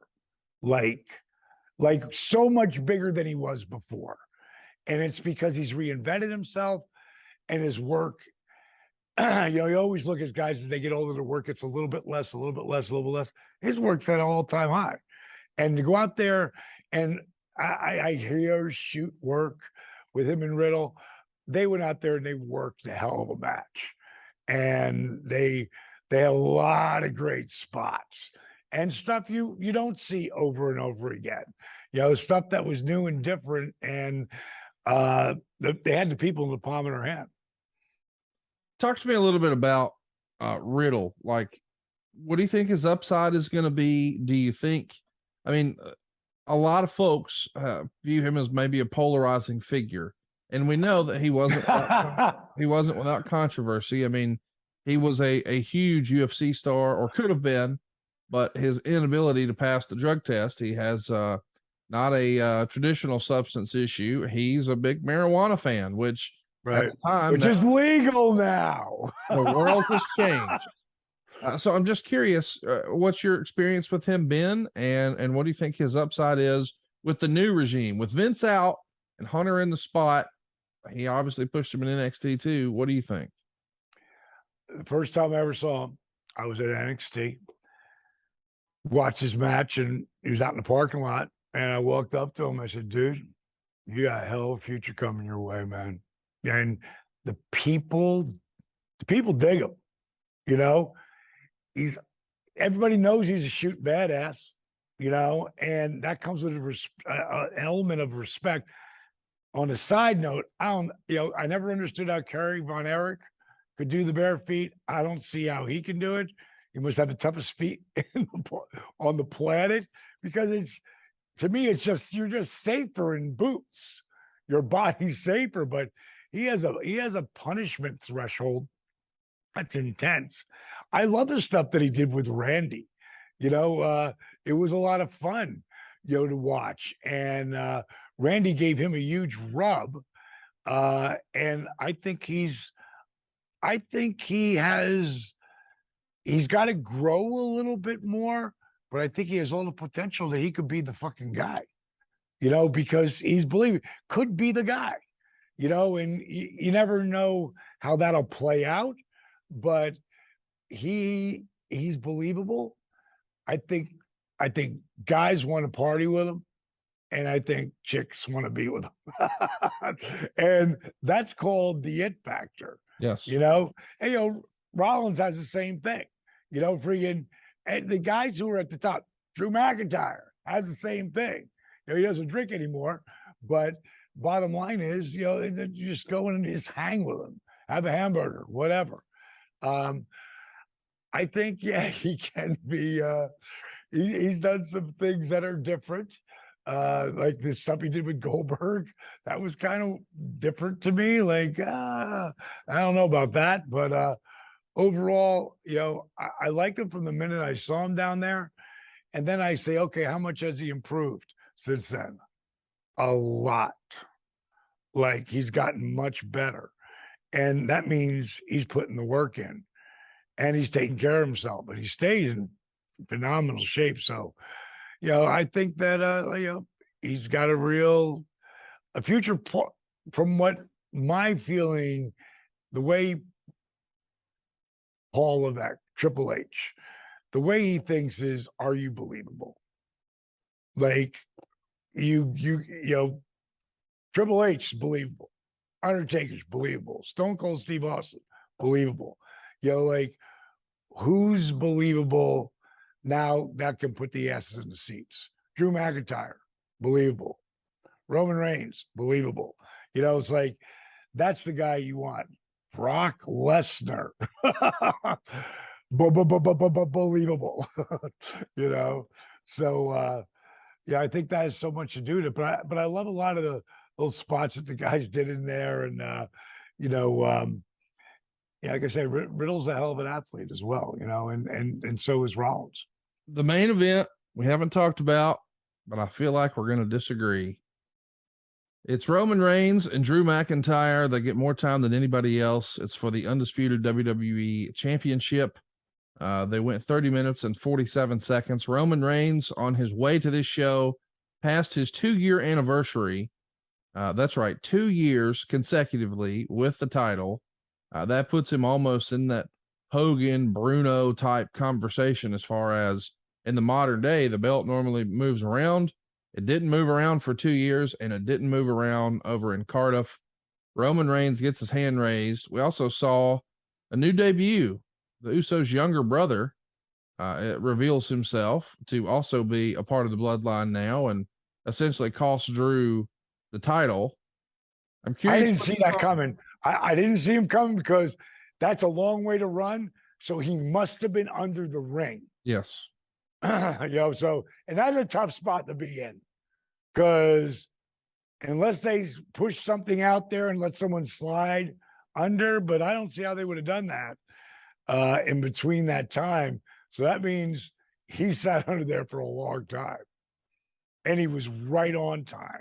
So go ahead, keep going.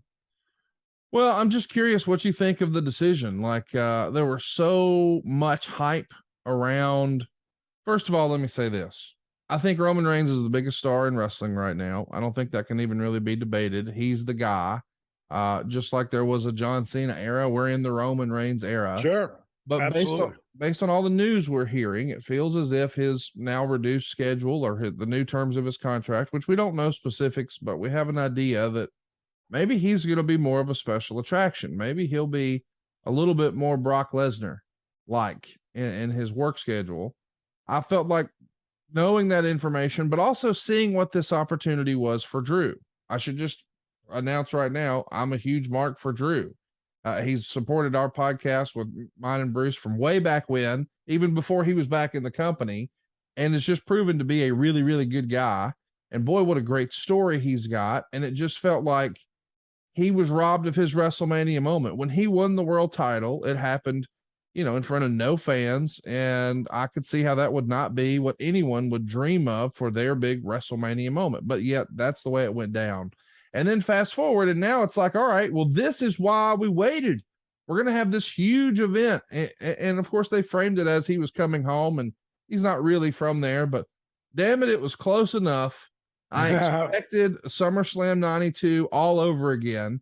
And I would even challenge, and Dallas, I don't even know that obviously you were in the business in 92, but I don't know that you were able to process what that meant to those fans at that time. Like, to be a 10 or 12-year-old kid where wrestling is your whole freaking life, and now your guy, the British Bulldog, was in the main event and he won the belt, even if it was the Intercontinental title. It was a major, major moment, to the point where when I've gone over with Bruce or JR or anybody and we do live shows, the first question we get, and we get a ton of questions about it, is SummerSlam 92, because that title change meant so much to the freaking continent. It was a big, big deal. So I just thought, well, this is it. They're going to have to, you built up this unbeatable Roman Reigns character for years. We got to pay it off somewhere. And who better than the guy who had his WrestleMania moment sort of taken away during the pandemic right here in his quote unquote hometown. I know it's not, but that felt like the perfect storybook ending, but we didn't get it. And as a result, I was disappointed. What say you? Well, I never really get disappointed. Drew's my guy. When Drew and I go back to when wasn't the chosen one, he had fallen down that ladder. Mm-hmm. And that's when we started talking and, started doing DDPY and helping him. And then he got let go. And I want to say it was Triple H who let him go, knowing that this has got to be something to put a fire up your ass. And then he went out and he found Drew Galloway, and I don't know why the hell they just didn't use his name like they used others like Chris Benoit or Eddie Guerrero. Galloway was just as good. And that he just took over everything at a time when the independent scene was really growing.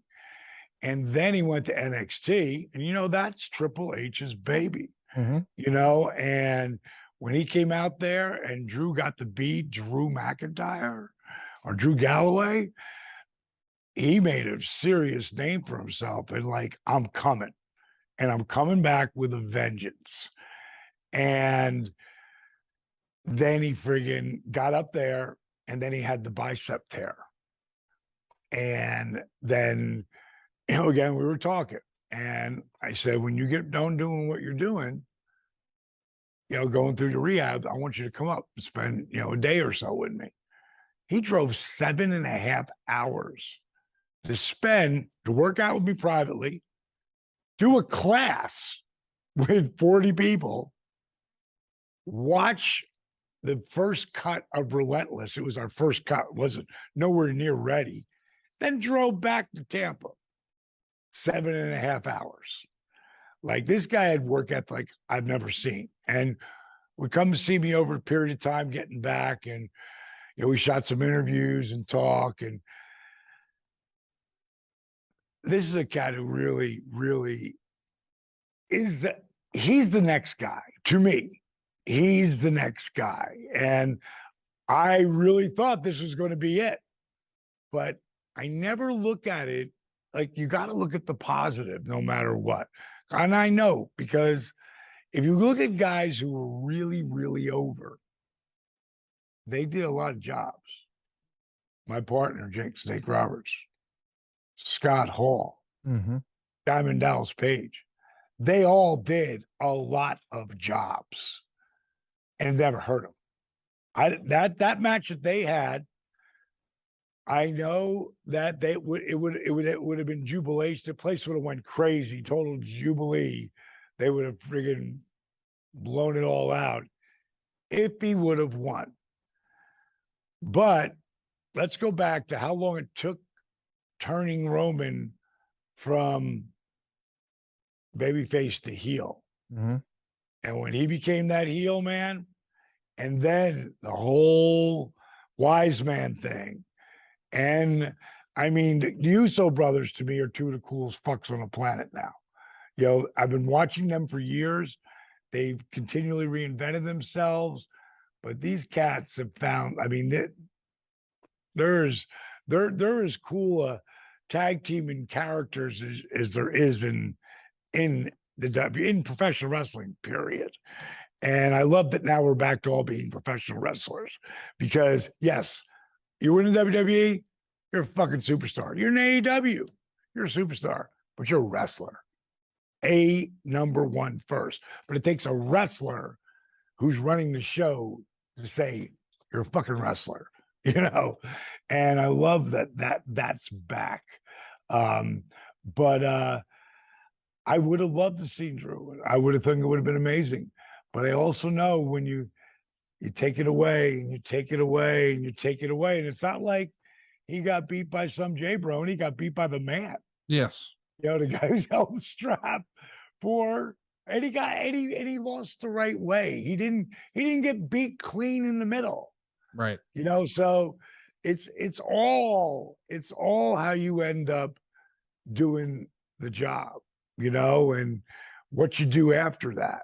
So Drew will be coming right back at it, man. He'll be coming right back at it. I'll be again, I'm real interested to, watch tonight. Or I should say, we're filming this on Monday. So by Tuesday, and this is aired, I'll already know. But I'll be real interested to see what they do with that. I think there's a reason for it. And part of the reason may not have even had anything to do with this, but everybody thought Drew was going to win. Yeah. And in professional wrestling, just when you think you know, you don't. And there was a reason for it. It wasn't just to burn him out. I would have put him over if I was booking, because again, I don't understand why it took 30 years to go back there. That's always been a humongous hotbed market for the WWE. Agree. So I don't understand why it took so long, but when I watched that match, you got to remember the match they just came off of. You got to remember the angle that was just shot. That is probably the biggest thing they talk about from this pay-per-view. Was right before they came out. So they started out with lockups. which was brilliant because that's old school wrestling. Yeah, they went Like way this- slow. Yeah. That match could have been in the 70s, Yes. the 80s, the 90s. I mean, that match you could plop out pretty much anywhere and plop it in because there's great heat coming into it. Drew had the whole crowd there. Roman's out there by himself, you think. And then they go into this match that they built to get to that spot. And they sold. And there's 5 times you thought that match was over. Yes. If you're a fan, you bought 5 of those false finishes. And that's great storytelling. And I'll tell you what I told Drew, because I mean, you're going to win at WrestleMania and there's no people there. I'm going to ask you, you are a wrestling historian. Who won the world title at WrestleMania 27? I don't remember. 32. Who won at 32? I don't remember. You're not going to remember any of them. You know who you're going to remember? The guy who won during COVID. Yeah. Mm-hmm. And that's how I explained it to him. I'm like, bro, ain't nobody going to forget that. And you know what? You did hold the strap and you will be back. It just got to go back to get your turn. But he's never left this section. Like there's the bottom of the top, or say top of the bottom. Then there's the bottom of the middle, then the middle. Then there's the top of the middle. Then there's the bottom of the top. And then there's the middle of the top. Then there's the top. He's never left there. He might have come down for a match here, but he's right back there. Match here, he's right back here. It's the golden place to be because he's been there for, God, coming up on 3 years now. And who's he lost to consistently? Roman. Yeah. When he finally does beat him, I don't care if they're in Timbuktu. The place is going to go batshit crazy. Let's mention some other stuff that happened interesting in the match. We saw Karrion Kross and his lovely bride, Scarlett, sitting right beside him. I'm so happy to see them back. I thought it was a cool placement to have them involved here. I love the attempted cash in by Austin Theory and the great use of Tyson Fury. Like that is exactly how you should use a boxer in wrestling. Just phenomenal. Right. You did debut a new great character who now all of a sudden is instantly in a big time spot in Solo Sikoa. So I'm happy with the way it all just came to be if it wasn't going to be with Drew getting his hand raised. But I do feel like the way fans look back with such rose-colored glasses about SummerSlam 92, I don't think they'll look back at this event the same way. Instead of getting this monumental, major needle-moving moment for wrestling history, they got a great show, but they didn't get, it just feels, I don't know. And I saw a lot of fans online even compare it to SummerSlam 93, where we thought we were going to have our all-American Lex Luger dethrone this evil Japanese character, Yokozuna, and he won, but he won by DQ, so he didn't win the belt. So it just was hollow. And that was bad. That was bad booking there. Well, and it's because we never really went anywhere with Lex. So yes, Lex did get another title opportunity at the next WrestleMania 10, but he didn't get there. And I hope that doesn't happen with Drew, and I don't think it will. I don't think it will. I am curious, because the other side of the coin is, all right, whoever does end this multiple year reign now of Roman Reigns is an even bigger star. So if not Drew, who? And a lot of people think it's going to be Rock and Roman at WrestleMania. I don't think Rock needs that title. I don't think that match needs that title. So if you're going to do something else, do you split it and have 2 title matches, one each night? Do you keep it all together and maybe the first night of WrestleMania is for the title and the second night is Rock Roman? That would make sense. But who's going to be the guy to take it off of Roman? Will it be The Rock? I don't think that's necessary. Will it be Drew somewhere else? I would think that's silly. Like, if you're going to do it with Drew, do it here. And the only other person I can come up with, and we're going to sound like homers because we probably both agree, it's got to be Cody Rhodes, right? I hope so. But you know what? it's you never know in this game. We're so far out from there. Anything can happen. Yes. I would love to see Cody in that spot because that's the whole spot he came back for. Yes. You know, and if he didn't get that friggin' injury, which he did, it kind of helps. And got to come back in again, and work your way into that spot. And it's so hard to really pick this far out. Agree. I think no matter what, do they keep it's still being one title because now one guy's got both. How do they've gotten away from that a couple of times.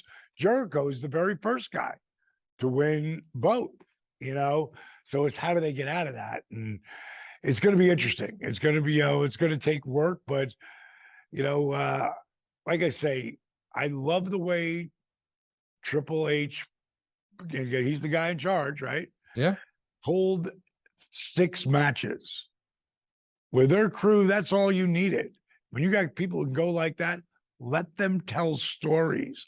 Don't try to fit 10 pounds of shit into a 2-pound bag, and stuff gets lost. I thought the pay-per-view was great, top to bottom. I thought Drew was going to go over. I think everybody did. And I think maybe that's why they swung it back. I think they need to go back to the UK and do something again there, like every year, something, at least every other year, because those fans are ravenous. We'll see, man. It's a long way out, and what I want to do is start being more on top of what's happening in wrestling with me and Jake, with DDP Snake Pit. I think we've covered a bunch of stuff, and we'll still do some evergreen stuff, where we throw up a show about Sting or whoever. But I want to really start to pay attention to more what's happening in wrestling. And the AEW, they had a hell of a card last night, and a lot of reasons to talk about that.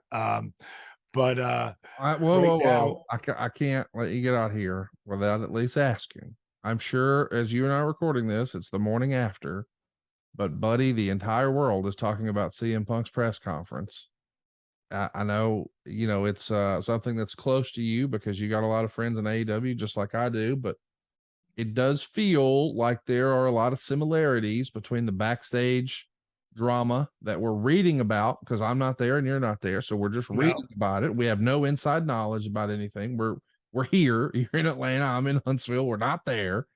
So I just want to frame that properly. But a lot of people are saying there's a lot of infighting, a lot of politics, a lot of cliques, what have you. And some of this starts to sound a little bit like stuff I heard as a fan was going on in WCW.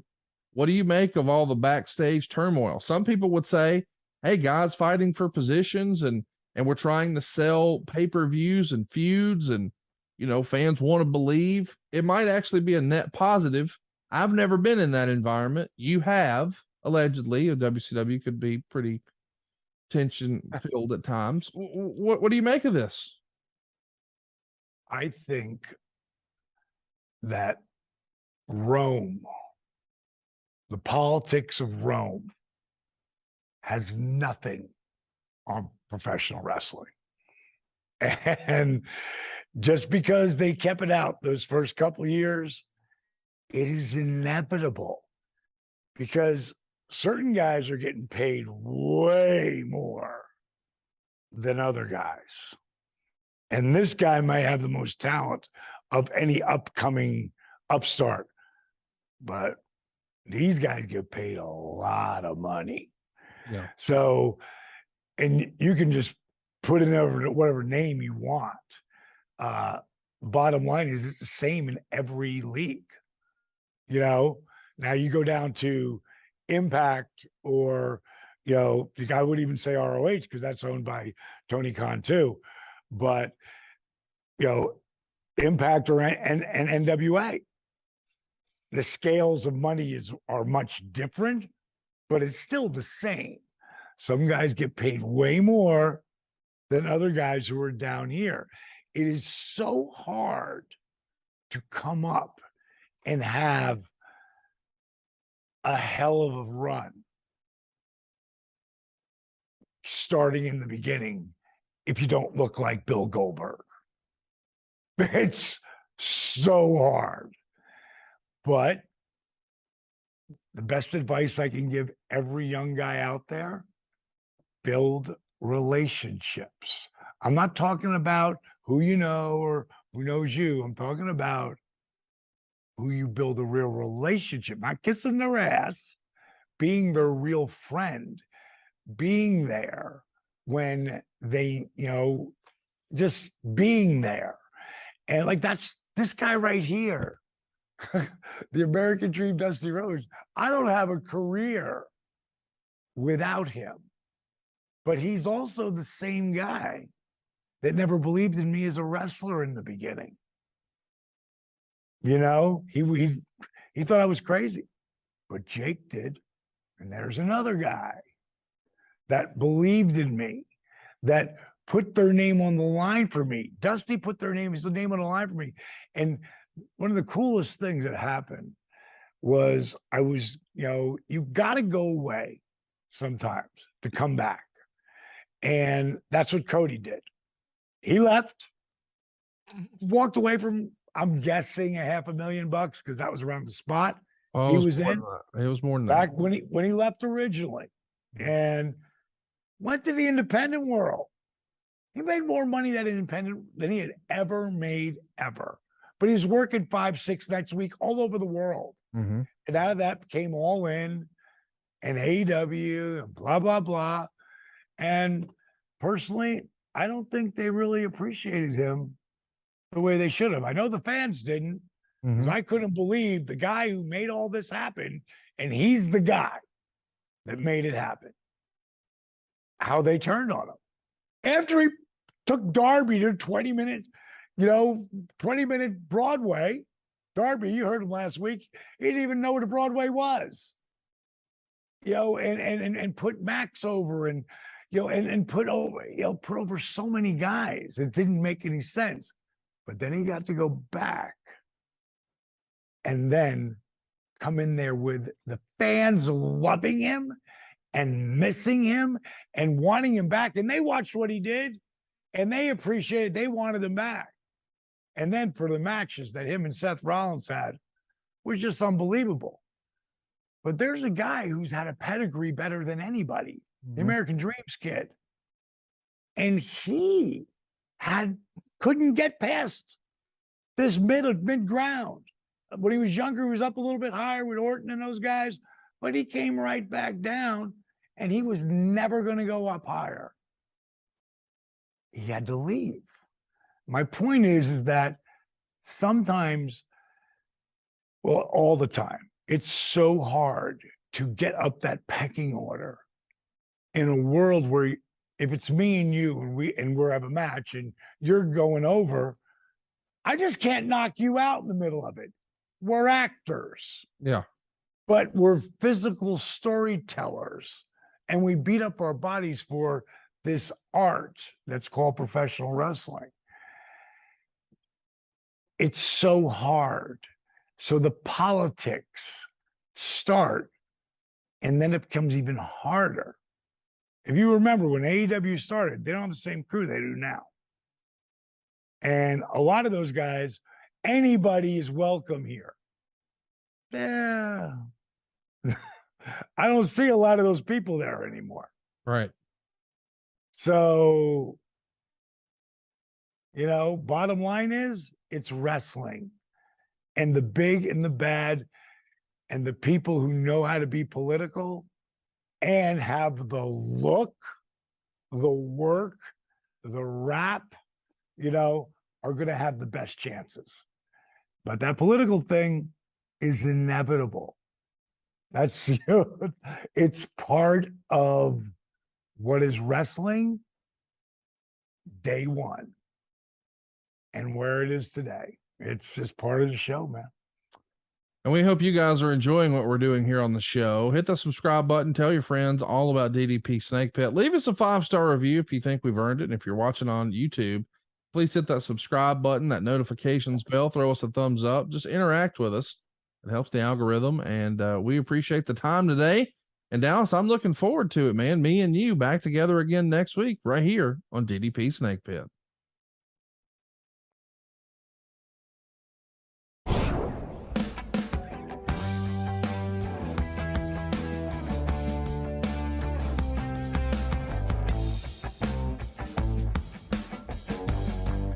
DDP Snake Pit fans, what is going on? It's time for another edition of the Snake Pit, presented to you exclusively by adfreeshows.com and Podcast Heat. I, of course, am John Alba. This week, joined by the Hall of Famer himself, Mr. Diamond Dallas Page. Jake the Snake Roberts is on sabbatical this week. I had him the last couple of weeks. Now it's just you and I flying here. How you doing, Dallas? Good to see you again. Doing great, man. Coming off, I wanted to talk about today, what happened over this last weekend, just passed. You had Extreme Rules on Saturday, and then you had the season premiere of Raw.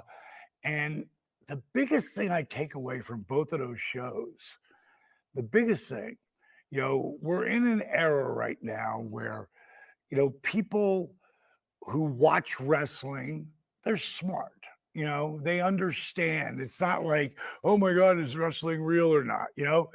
Yes and no. The hardest thing to do, and what you've seen happen is, like, it goes back to the NWO. Even back then, even though they were heels and there were people who hated them, people loved them.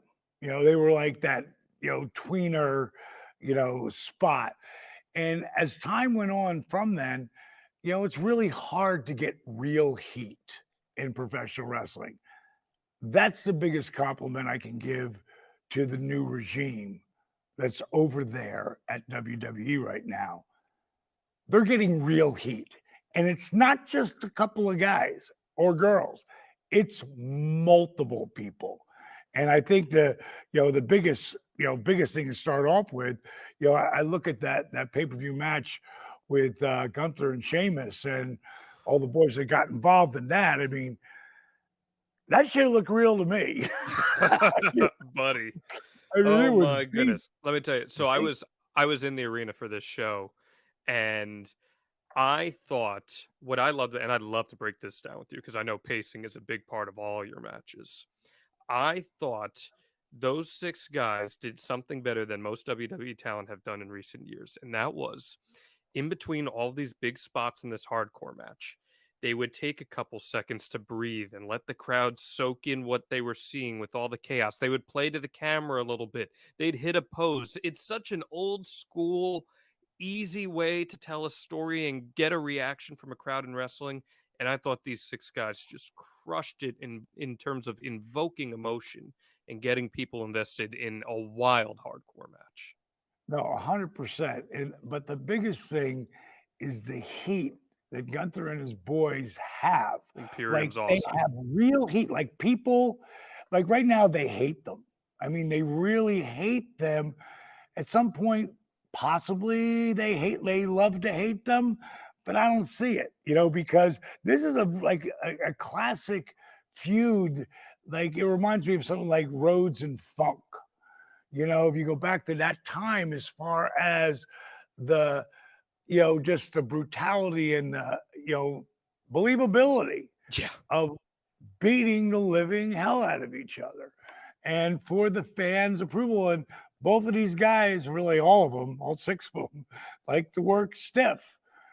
So they're coming with it, and people can tell, like, whoa, there ain't nothing fake about that, but again, the heat, the roar of the crowd, that's what, has really been missing more than anything, I think, in wrestling. I think sometimes it becomes a spot fest.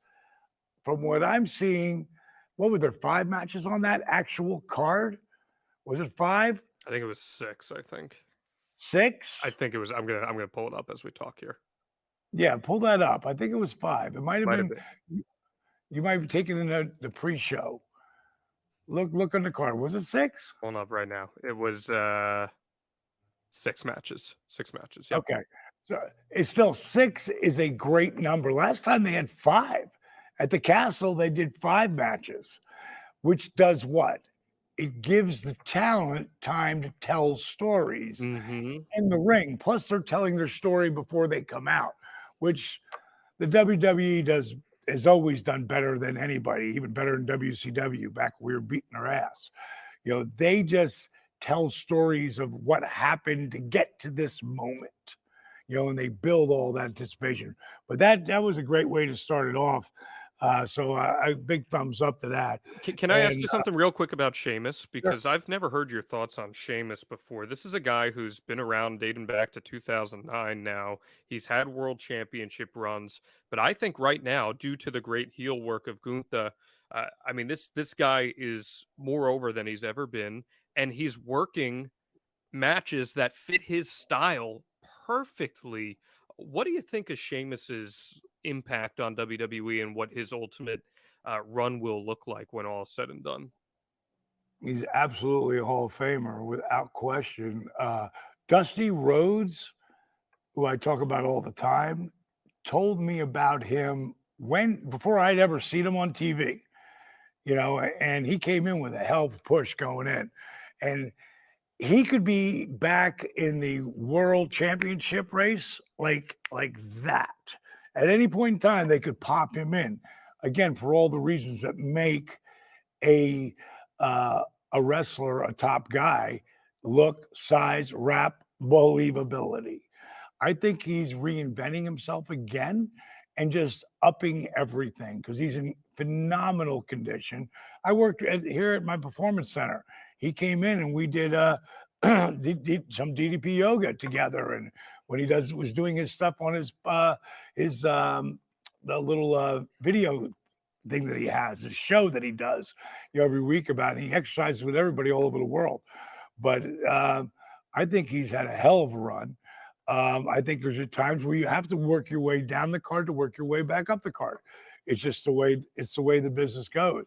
And I think especially now the reaction that he's getting has been phenomenal. Some of the biggest of his career. Some of the biggest of his career. Where was Extreme Rules at? It was in Philadelphia. Oh, Philly, right. And those fans, tough crowd.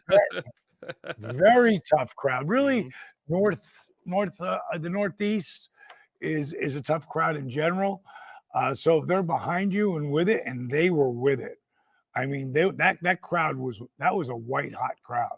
Yeah, and I think it's just so cool that at this late in his career, he found his wrestling soulmate, right? Like Gunther is the perfect complement to him in every way. Every single match they've had is awesome. They had a legitimate. How do I say? Because I say Gunther. So the German pronunciation is Gunther. I should know that since I am German. I should know. There you go. But I love that kid. I love that kid. I think amazing. He's got reminds me of a Dick Murdoch, you know, because Dick Murdoch could really go. You know, he could wrestle, but he's a brawler. You know, he believable as hell too. He's in amazing shape now. He really got himself cut. But even when he came in as Walter and had just the normal body, he reminded me of like an old school Hulk Hogan heel that you would see in the 80s. Just a big, brawling brute who was a great technician at the same time. I mean, man, they got a lot of money in him, and I'm really excited to see him climb the card. Go ahead. Yeah, he's got a great future ahead of him, no question. He's the kind of cat you could pop him in, and really all the top guys you could pop them in any time period. You know, the 60s, 70s, the 80s, 90s. I mean, you could pop him in anywhere, and he's going to make his own way. Yeah. After that, we had Ronda Rousey win the SmackDown Women's Championship from Liv Morgan. So Ronda again, man, building those accolades. She continues to pile them on. What do you think of the work she's doing right now? Well, my little Jersey girl, you know, because I'm a Jersey boy. When I saw my little girl out there with the world title, I was super happy for her. But you know, and she did some really cool stuff during the match. Liv, she's a sweetheart. I know you asked me about Ronda. I'll get to that in a second. Sure. No, by all means. I thought she did a hell of a job, you know, just surviving because like she's the great white shark, and she is the shooter, and she's not going to step out of her groove. And Liv took a hell of an ass kicking out there. And like I said, she had some big spots, and the crowd went crazy. But Ronda was going to walk out of there with that world title. Do you like Ronda more as a heel than a babyface? Absolutely. She's, behind the scenes, she is, I know her and her husband. I don't know her that well, but, they're really sweet people, like just down to earth, sweet people.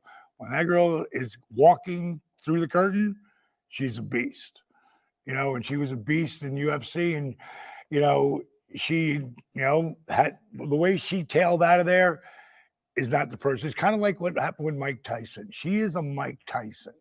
Like when she was in her groove and owning it, nobody could beat her.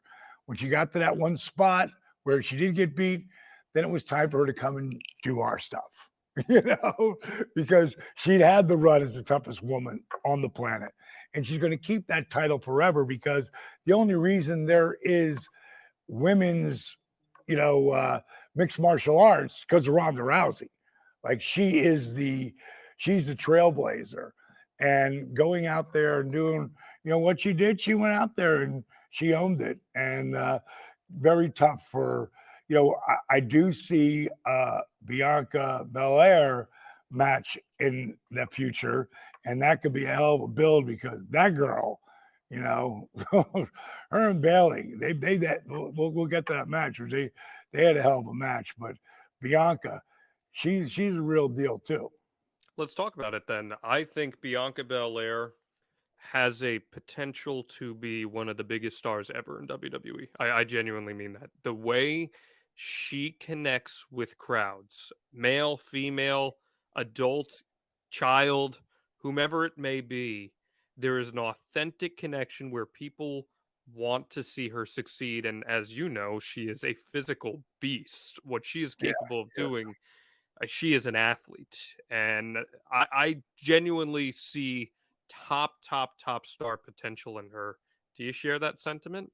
Oh, she's already there. Mm-hmm. Now it's how long can you hold it? And she's going to hold on to it as long as she stays healthy, because, when you're out there, her and she's a warrior. Amazing. Amazing. She's gone for a year. She didn't miss a beat. She was out there, and like when she did the KOD with impressive with the two girls on top. That was a lot of balance and stuff, but that was super impressive. But when she did the KOD with the ladder, and if you go back and watch that in slow motion, Bailey reminds me a little bit of Mr. Perfect, Kurt Hennig. And what I mean by that is, like, if Hennig was in the corner and Warrior was, hitting him with the punches, eventually he's going to take that punch where he's going to come out of the turnbuckle and go over the top rope to the floor. Now, if you watch that in slow motion, you'll see he never lets go of that rope he's holding on to. And as he's lowering, his next hand is grabbing the middle rope. And as he's lowering, his bottom hand would grab the bottom rope. So it just lessened the impact of that. Bailey couldn't really protect herself in this scenario, but what she did on that flip through and how she pulled the ladder underneath her, like, that's a very dangerous bump. And she did it perfectly. She did it perfectly.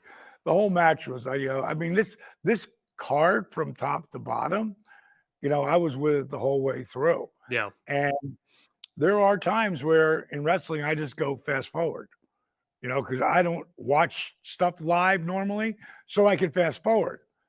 I just fast forward the breaks in between if I saw the story and I knew what the story was. If I haven't seen it, I'm watching the story because I love the way the WWE tells that story stuff. Which brings us, I want to go back to Karrion Kross and Drew McIntyre. I'm not a fan of the strap matches and stuff because I want to see the guys really wrestle. And I was wondering, God, why aren't they doing the top, the 10 count. But then I realized why, when I watched back and saw that they had just done that, they were going to do that, I should say, moving forward. But I thought those guys did a hell of a job of what they had to work with, and bringing Carrie in the way he came in, it was so funny. I was sitting next to him at Ric Flair's last match. Yep. And I don't mean at the match I was sitting next to him. I was sitting next to him as we did autograph signings. And I was busy as hell and he was busy. And, I didn't get a chance until the very end and have you ever seen Carrion? Have you ever seen him do Jesse Ventura? That's amazing. It's amazing. It's amazing. I used to do a great Ventura. He's blows mine away. Really funny, entertaining, which shows he has all those chops. And I'd been watching all that stuff. And then I looked over and I realized it was him. And I said to him, we took some pictures and I said to him, I said, man, I said, dude, at some point you're going to end up in one of these two top companies and it's going to happen for you. Don't ever stop doing what you're doing. And then a couple weeks later, boom, he might have known that already. And, that he was coming in. I don't know if he did or not. But next thing you know, he's there and they're starting his stuff with Drew. And Drew, I'm always a bigger fan of Drew McIntyre than me.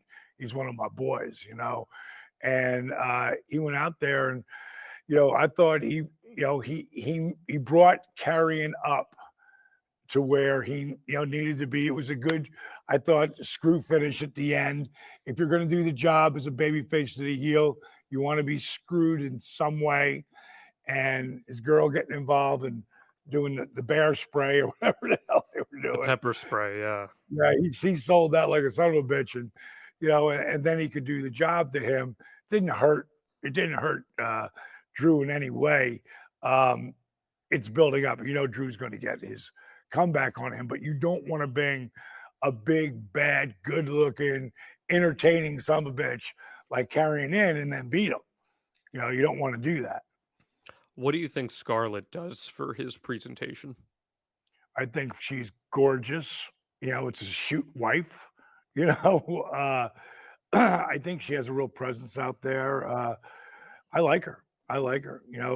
Want to try to keep her heel because, normally like I had Kim, and I took all that from, Randy because look and see what worked before you, and then try to make it your own.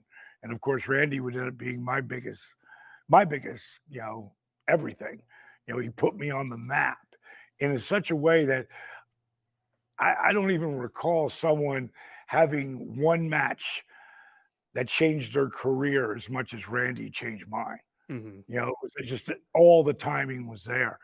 But, looking at Scarlett and like, you got a gorgeous woman like that, people eventually want to, like her, and just like Mark Merrow with Sable, you know what I mean? It was hard. So when you, depending on how you use it, right now he's using her perfectly, get her involved and make her, that heel spot, and keep her there.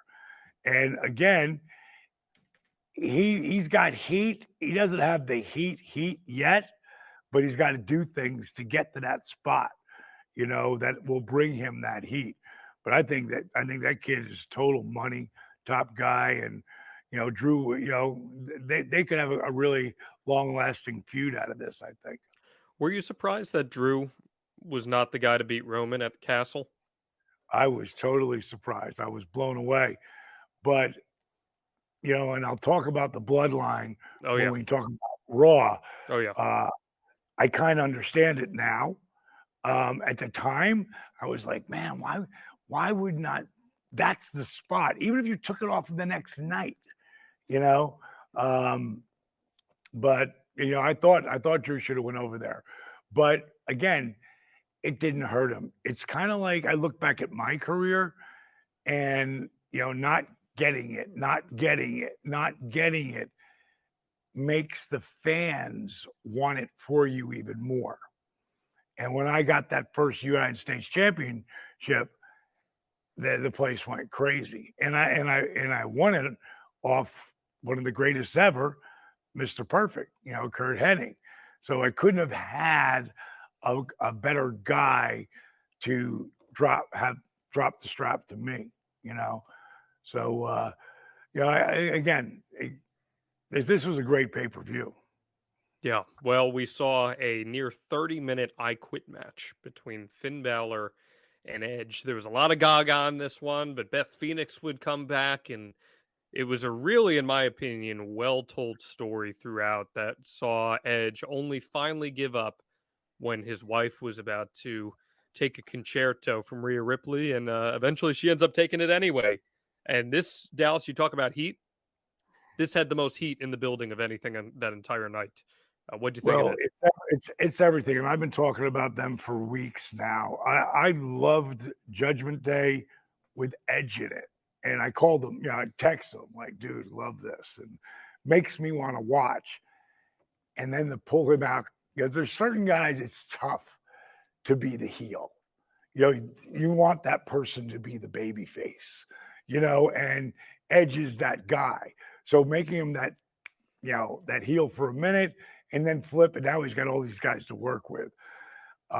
There's so many things that came out of this. First of all, they had real heat coming in, but adding Dominic took it to a different level. Yeah, you think so? Yes. Why do you say that? Could listen to the crowd. Mm-hmm. Listen to the crowd of all the people out there, and they've got real heat, all four of them. All right. But the heat that Dominic is the father-son thing, the whole thing with Ray. Again, I'm not a big fan of, the I Quit, because you always put in the microphone in their mouth, do the standing, last man standing thing. But again, they were already going to do that. So that's something that was going to be coming in different matches, So now I understand why they didn't do that one. But once you got past that 15-minute mark, somewhere around there, and the shenanigans started happening, which brought the crowd up and up and up, and they built that, from let me see, I don't want to forget what I was going to say here. When Edge speared Finn through the ropes onto the guys on the floor, I'm always looking for what's the next thing are we going to see that hasn't been done. And I don't remember ever seeing that. It might have been done, but I don't remember ever seeing that like that with a group that meant so much. And then, of course, Rhea handcuffing him. You're thinking, okay, how's he going to get out of this? And a great movie is all about seeing a different spot of, oh my God, how is he or how is she going to get out of this? And then, of course, they do, because it's already predetermined. But it's still like you want to know, and then bring in, Ray in, and then Dom in, and they milk that spot. And if you listen, like, Dominic doesn't even have to say anything. Like, they want Ray to beat his ass. Your kid steps out of line, a lot of people say you shouldn't, but sometimes he needs to be slapped, like right across the face, to be remembered who the hell's, respect. And, this is something that I'm sure Ray is loving doing, and also hurting at the same time, because it's his kid, and he's such a, to know Rey Mysterio, and I know him pretty good, after being with him for so long. And when I was at Flair's Last Standing, I was at the show, and I was leaving. Ray, I hear Ray, D. I turn, hey, Ray, goes meet Dominic, and he's so proud of his son. I like it so much. And now he's doing the hair slicked back. And he's got that little that like he mostly put some kind of powder on, like that vampire type thing they got going or whatever, because his face looks like just like it kind of looks like Rhea a little bit. You know what I mean? Like you know that they're having this, that's that little thing that they got going over there. Yeah. Yeah, and if I was booking, I would have, as this goes on, I would have Dominic beat anyone that he gets in front of. Because if you push him like that, they're going to hate him even more. A la The Rock. Remember they gave him that big push he was rocking my beat? The people hate him. Rock is the most beloved human being on the planet right now. He's not the people's champion. He's the world's champion, And when you're pushing someone in wrestling that they don't think should be pushed, it gets that other level heat. But right now he doesn't even need it because he goes to say anything and they go crazy.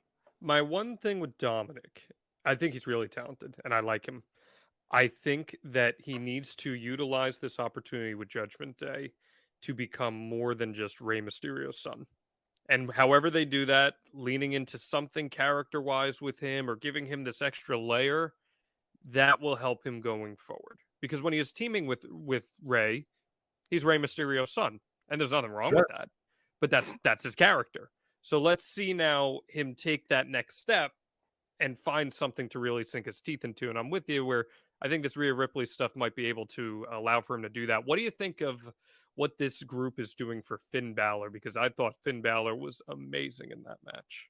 Amazing.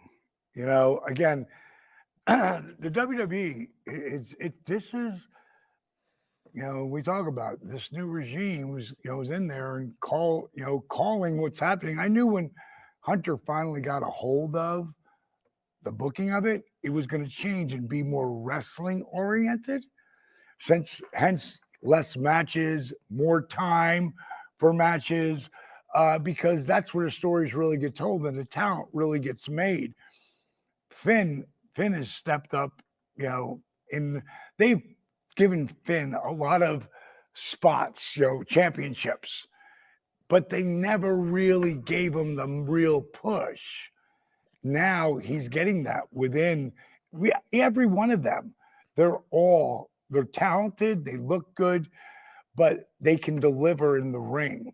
And and Finn of all of them is the master. Finn can do anything.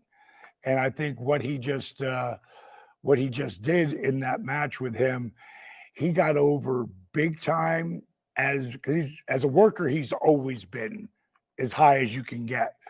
But as a character and a heel, he took it to that next level. Yeah. And that's what I loved about the pay-per-view, that each person, as they went through their line, got their spot.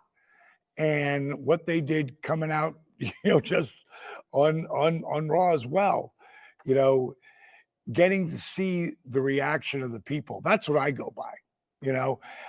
When they did Beth coming out, again, these are layers of pops that really mean a lot, especially when you're going to go 30 minutes. Man, she just lit it up. And then to stop her the way they did and then do, like, you're thinking, how are they going to get, like, what I was seeing at one point, okay, I don't want to mix this up. I'll keep it here. I'll say, because I got so much wrestling on. I've got you. I'm on wrestling overload. When she did the chair spot, yeah, and you thought, okay, I knew right as soon as Beth was in there, I knew how he's going to submit, but I didn't, because he's never going to submit. Of course not. Oh, yes, he will. If it's his wife, because you get the gun, you drop the gun, and now they're pointing the gun at your wife. What are you going to do? You're going to drop the gun. It happens in every movie, right? So I didn't see her coming through and going through and doing it anyway. And Rhea really, coming through with that chair and hitting her. It was perfect. Oh, and she's vicious. I believe Rhea the way I believed China. You know, It's a hell of a so compliment. It's a hell of a yeah, compliment. it is, but man, they did it the right way. And I can't say enough about that. It was really well done. And I know it sounds like I'm blowing the WWE, but I'm not. I'm only gonna talk about shit that I really like, Hmm. and if I don't talk about it, then it didn't really move the needle on me as much, Sure. but the stuff that did, like, and I've been putting that Judgment Day over, it's not the NWO, it's not, the Four Horsemen. They're their own thing. They've created something different, and again, really hard to do in professional wrestling. Again, there's better than and there's less than. And anyone who's not the best is less than, unless they're different than. And that's what, that entire crew, Finn and Priest and, Rhea, Dom, I mean, they're all different than. Yeah. Well, that got us to our main event, which was Fight Pit, which, let me tell you something, Dallas, the Fight Pit structure in person is wildly impressive. It looks pretty freaking incredible in person. And I thought on TV it looked pretty good too. And Seth Rollins, once again, proven he's one of the true MVPs of pro wrestling here, man. He is a special kind of talent that can adapt to anybody. I thought he and Matt Riddle had a real good match. Daniel Cormier being in there was a cool little twist on that. And it was a big way of putting Matt Riddle over, that's for sure, to end this show in terms of the in-ring action. What'd you think of that? Again, what's that? Yeah, first of all, I love the cage. I thought it was unique and different. Love the way it went over the ring post because there were no ropes there. That was something that's never really been done before, and again, when do you get to see something that's never been done before? And someone in the color had said, I'm not sure exactly who said it, but that Riddle had a lot to do with this Fight Pit thing. They walk around the top. Loved it, but God, how are they going to get out of that?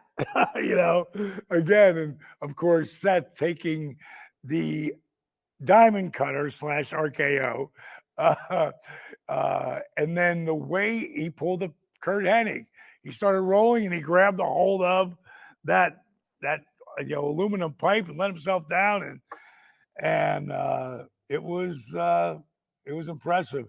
I did not see Riddle coming and doing what to me I'll call a coffin drop, because that's what Darby. our boy Darby is kind of made famous on his back landing. God, what a dangerous bump. What a dangerous bump. And man, on both sides, to take the trust, because if he's just 4 inches less and his ass lands on his guts, Breaks a couple ribs there, yeah.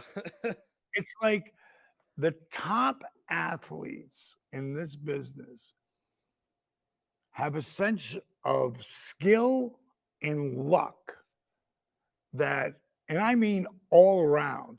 And you'll see, because there's some bloopers of guys, not WWE guys, but guys who are in independent shows trying different things that they can't do because they're not doing this with the frequency that an AEW or WWE would be doing it. It's reps. Everything is about reps and confidence. And just like Sammy Guevara, with that diamond cutter that he hit on Cody, springing onto one, ladder and then pushing off and hitting that perfect cutter, is the same thing as what Matt Riddle is coming off that top of that cage, and no fear. Yeah. He goes, he absorbs so much of that on his glutes and his spine. Yeah, Seth felt a lot of it too, but Matt took a lot of that. And what great athletes. I mean, that was a hell of a pay-per-view. Here he is, Seth Rollins doing the job again. Does it hurt him? Zero. It elevates him and prepares him for 2 nights later. And gets to what they're going to do 2 nights later. And man, again, I'm always putting over Rollins because the cat's that good. He's an all-timer. He's that good. I mean, he is. He is an all-timer. He's truly. And he's one of guys at Triple H back in the beginning. Down at he's the guy who started NXT. Mm-hmm. Triple H, it was his idea to put that together. And these are the guys who have come out, are all the guys that are on top. And Riddle, it made him, he was already on his way with Randy to being that top guy, but he wasn't there yet. Tonight, or I should say Saturday night, put him there. Yeah. He is now there. And then, Monday again. And let's roll right into Monday, but you can give me a. Yeah, well, before I do that, Dallas, real quick, that wasn't the end of the show. Keep in mind. Right. God, how did I forget that? How did I forget that? Because instead, after, I wouldn't blame you because they showed the little graphic. They say, oh, all right, this is it. Have a good night. Then the lights go out. And what do you know? The White Rabbit himself, Bray Wyatt, returns. It's this really, really exceptional live experience return. It came off incredible on TV. It was, and I no hyperbole here. I've covered March Madness. I've covered the NBA playoffs. For an arena, that was one of the loudest reactions to anything I've ever heard in person when he came out and revealed his face. It was truly gripping and just absolutely incredible television. What did you think of Bray Wyatt's return? I just love the way they've teased it all the way through, and I also saw Triple H on an interview talking about it, and not him bringing him in, but, just because he is one of those creative cats who you got to hold them down. Meaning Bray, that's the way Triple H had talked about it anyway, because he's got all these crazy ideas. And bottom line is, that's some really good shit, man. Like how they went to the crowd and showed the different little characters from his little, playhouse. Really cool. The lights are all out there, and then you think you're not going to see it, and then boom, the door opens and you see. I mean, the timing. This is. I always thought Bray should have beat Taker, and he becomes the next Taker. That's because Taker only goes so long. Who's going to get that next spot? And I always thought it was him. I talked about it for years. Why would Brock beat him? Brock didn't need to beat him. If Bray beat him, and I just think a lot of how they handled Bray was really good in the beginning before, but then it sort of lost and got a little tarnished. Yes. And then they brought him back with that new style of character.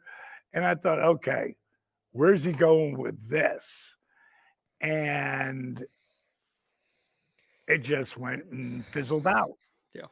And they let him go. And I was like, oh my God, how soon before Tony goes pick him up? And then you didn't hear anything. And couldn't have been better than just to sit and wait. And when he revealed last night, on Saturday night originally, when they showed that, and they showed him reveal and then go back in the door.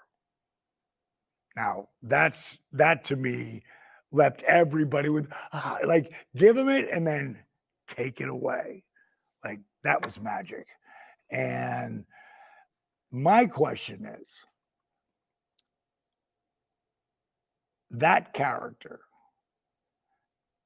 how do you make him a heel? Because they're going to love him no matter what he does. And maybe maybe they listen to the crowd and they keep him the baby face because they got a lot of heels now. Yeah. And they've been building these.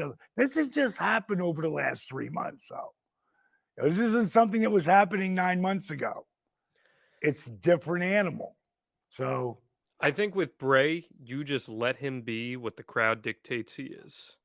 And I agree. I agree. And it'll be interesting to see how that plays out. Because the thing that the WWE loves to do more than anything is think you're getting something and then flip it up. And they prove that going into the season premiere. Now, I got to tell you, for years, whenever I tape the show, I'm going to zip through the whole beginning. I'm not going to watch the beginning. But as it started to come on and I saw the DX thing, it stopped me. I thought, okay, wait, I've been doing that for years. Let's watch this one. And when I watched that opening and just the walk to the ring, the bloodline, and the swag, not just being themselves, like they have really, as a unit, like, what's the nephew who just came in? Solo Sakai. Solo. Sorry, Solo Sikoa. My apologies. Solo Sikoa. Yeah, I watched him on NXT a couple times, and he's impressive. Yes, but he fits right in, and I love that he's got the blonde hair, and that Sammy and Jimmy have really come into their own through this. Jay and Jimmy have really come in their own, and then Sammy, unbelievable. He is doing something very special right now with Sami Zayn. And to me, they are their own thing. Their own thing. Again, this is something that it's hard to do. Once, especially the Four Horsemen had their thing, and the NWO had their thing, so everything will be compared to that. But this is different, and I'm sort of bummed Jake wasn't here today because I wanted to talk about this. Because when you listen to Roman talk, it's his own thing, but it's kind of reminiscent of Jake a little bit, where you don't ever hear Roman yell.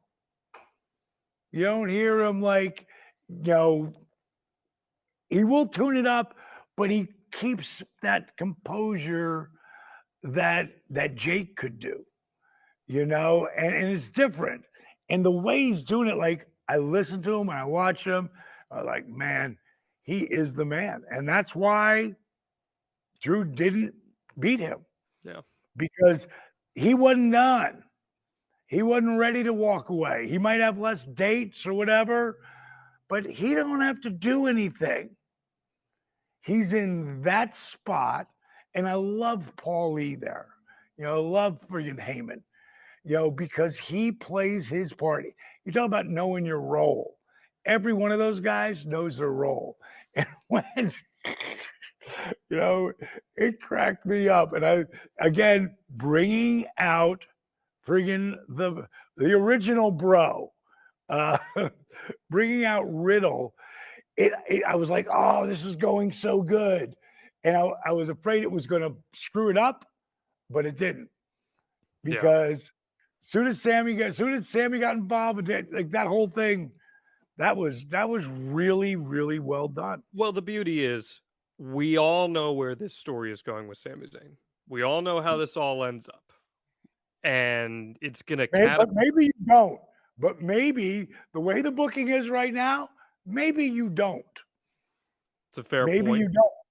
But ultimately, it seems like this is a great way to do a long-term story to catapult Sami Zayn to become a big-time babyface once again. And absolutely. You can never have enough baby faces that people care about, because when people care about baby faces, that translates to money. That's business for everybody. and great stories to be told. I love all this bloodline stuff. I'm going to place a bet there, Dallas, that Sami Zayn's going to be a babyface sometime soon. No, I'm not saying he's not. I'm not saying, but it might be different than the way we think it's going to be. Only because, let's look at that first match with Johnny G and Austin Theory. Hell of a match. You got to believe that Theory's going over because of the push that he's got up till now. But no, Johnny G, Mr. Wrestling, that was a huge win for him and a mark of saying, you know what I did at NXT. I'm here tonight and I'm going to make my own mark. Yep. And Theory, those guys had a hell of a match. A hell of a match. He told a good story. I would like to see them slow down a little bit, get a little more out of that. But Johnny G, like freaking, they both had it. I mean, they did some moves. There was a couple things I saw that I'd never even seen before. That was like, again, really hard to make up new shit. But those guys dug into it, and they go back to NXT days. So the hell of a deal. And it was a big deal for Johnny to get that win. It marked him up, man. Now we're in this where I was starting to get a little bit confused talking about my Judgment Day, from Saturday night, but this continues over in and out of the Gable and Ray, which of course anything with Mysterio and Gable is going to be a great match again. Yeah. But what happened afterwards? That's the stuff that again shows you how hot and how much heat that they really have and how they fed into the end of that match, which gave it all the real pops. This felt like a Raw after WrestleMania with some of the stuff that they were pulling off here, and we would see AJ Styles returning, and eventually the Good Brothers help him to wait, back in that, okay? Because before the Good Brothers showed up, Gallows and Anderson, before they showed up, and I'm thinking there's no way AJ's, going to come with this, So I'm thinking that, okay, it could be AJ, Edge, Ray, and Beth against, like, that's what I'm thinking. I'm like looking, is this the way they're going? And then they went again. That's why I said you can think but then they go, and I got a pretty good handle on booking, that, okay, better selection. But this, because it gets them into another thing, because they got to eventually get away from this angle and work your way into the next one. So, I loved it when Gallows and Anderson showed up. And they're the best, aren't they? They are the coolest dudes in the world. They're fun. They're so great. And maybe there is an opportunity to pay this off at like Survivor Series where you could get the Good Brothers, AJ, Edge, and Beth versus Judgment Day. And there's that whole, you could do a traditional Survivor Series tag match there too. So, and that's what I was thinking could happen, because we are in October. Mm-hmm. It's November next, which is Survivor Series. So I thought that's what they were setting it up for, but then it flipped the other way because AJ's going to be the babyface in this scenario because they've just built these guys into monster heels now, and again, their reaction that they're getting is friggin' phenomenal. And this is where Ray and Dom square off, right? It was raw. Like I was getting a little confused. Yeah. That timing was really, really good. And when you say you really think he has that much heat, listen to the crowd. Like there is no way that if I was booking that when the match between Ray finally hits that spot, which it will, at some point, because that's the payoff, that Dominic beats his ass. They all beat up on Ray, and Dominic gets that win because he needs to, he has so much heat. When he's going to get even more heat, let him win. Let him win. He got enough people that can do enough screw job finishes, and enough talent, in that group of people that it's all going to, like, you could have a 20-minute match with him in the first 5 or 8 minutes, do whatever you're going to do. And then that last 10 to 12 minutes, just blow the roof off, so it's going to be really interesting to see how he's going to, be used moving forward. But I think the kid looks great, and he's got natural heat, because of all of this. Very likable kid in person, but can you really get that heat? And we have real heels now. Yeah. That's a thing that hasn't been around. Like I talk about it over and over again. And which brings us to the next thing on the show, which was Bailey, and Candice LeRae. You got to feel, after, just doing the ladder match, this is Bailey going to kill her. Oh, no. Again, just when you think you don't know. Now, of course, they got all their heat back. Yes, we did. Right after that, which I thought again was great. Like, there was one point where, right in the beginning of it wasn't the push. I'd won Lord of the Rings, which was, our King of the Ring, and got the ring and all that. And then I have this match with Eddie, and he slips over this is the beginning of what would become our feud. He slips over with a schoolboy and gets his hand raised, and then I attack him. And then I hit 3 diamond cutters on him, grab the belt off the rep, and whip him, and Chavo comes in. So they're safe. Chavo's 20 years old. He's had 10 matches. You never would know it. I thought for sure he'd been working for a few years, at least. But it got the heat back from the loss. And that's what, these kids did. And they left with some really, really good heat.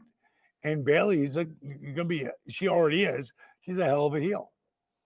She is, in my opinion, one of the strongest all-around performers in all professional wrestling. I think she's that good. And it's good to see her healthy again. And as you've said it multiple times, elevating. She elevates everybody that she's in there with. That's what a great talent does. And did that get us to Brock Lesnar? Because that's a pretty big deal. That was a pretty big deal. First of all, they're pulling all the guns out. It's a season premiere. It's like, we want you to know shit's different now. Like, it's the same, but it's different now. And they pulled out all the guns for this. Bobby coming out there, I knew something was up a little bit because the champion never goes out first, so I knew something was up, but I didn't see that coming. And then I didn't see him come out there and just, beating up on Bobby, and you didn't see that coming. It kind of made sense because it gets them off at a different program, gets the title off of him, because Seth comes out, I want the match. He's the ultimate tweener. The people, Seth is at that spot. They love to hate him. He's got that Ric Flair spot. They love him, and depending who he's out there with, they hate him. He did it for Cody big time. Because Cody was the ultimate babyface there, coming over, coming back. And Seth, the whole thing, those matches were friggin' amazing. Amazing matches. And then to go out there after Riddle dropped, and I taped my ribs for a year.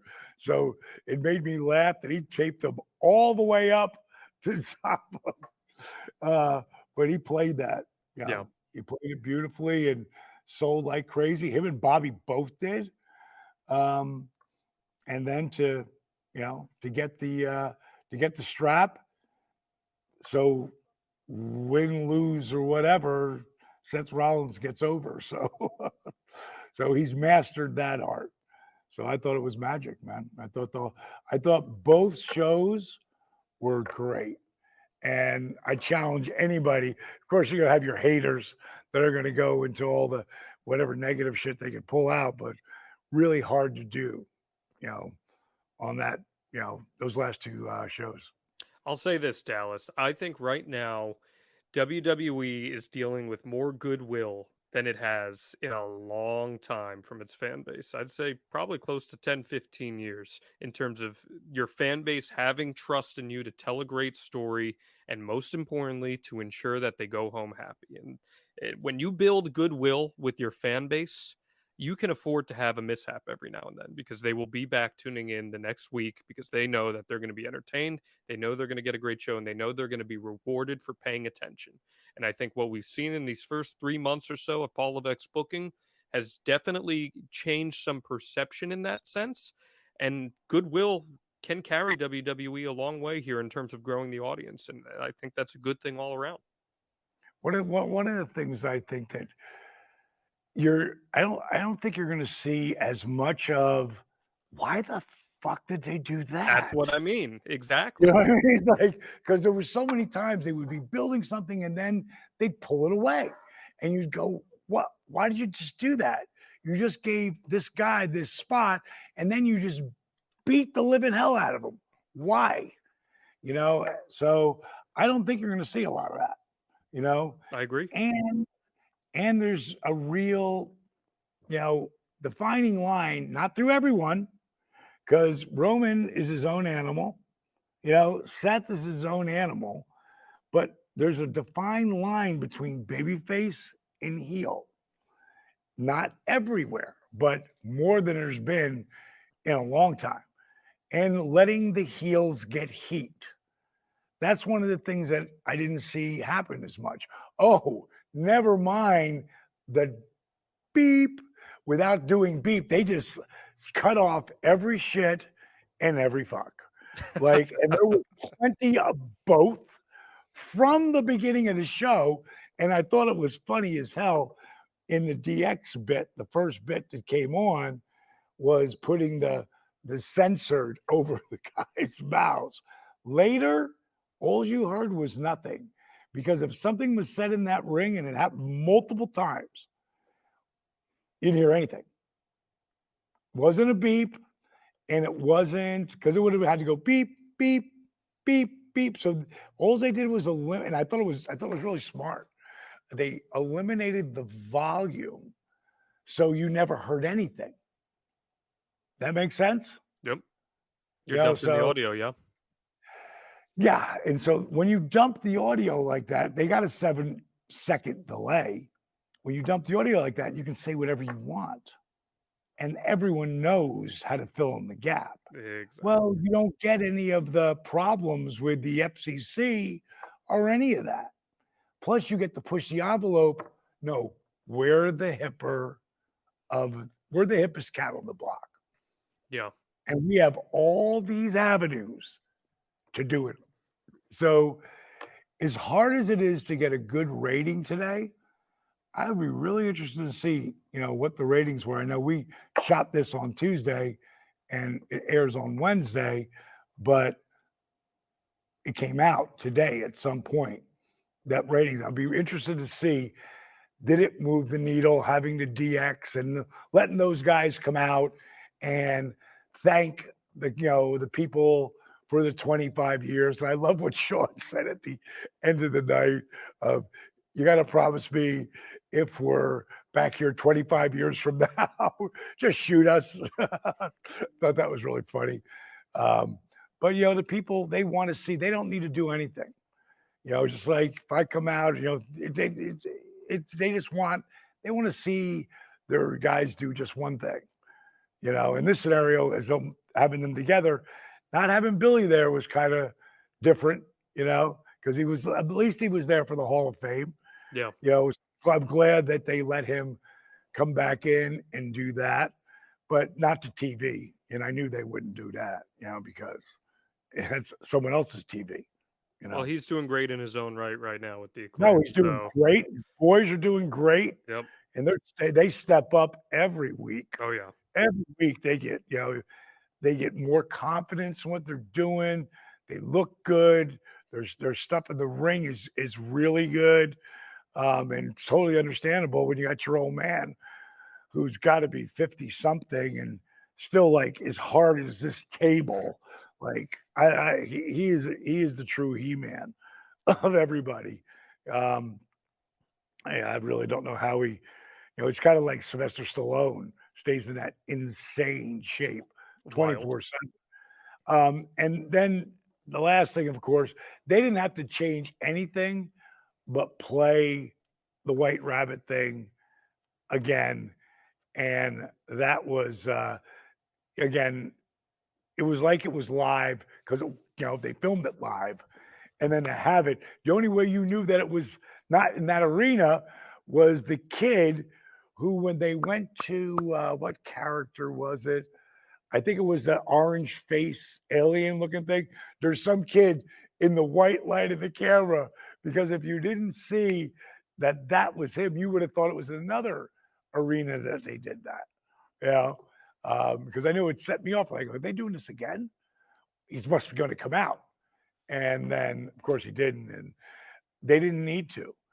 I can't wait to see what happens with Bray and how he's booked moving forward under the new deal.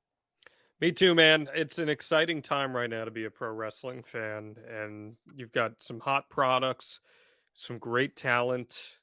Now it's just a matter of how do you execute great storytelling. So I'm hoping and I'm confident for the first time in a really long time. I'm really confident in WWE's ability to deliver on that. So I'm excited, man. It should be great. I enjoyed this conversation with you. Anything else you want to throw out there, Dallas? Nope, that's it, baby. That's it. That's it, man. That's another episode of DDP Snake Pit in the pit for you guys. We got Sting next week. We're talking all things Sting. Jake will be back with us. It's going to be a great episode. Don't miss it. That's Diamond Dallas Page. I'm John Alba. We'll see you next week right here on DDP Snake Pit. See ya.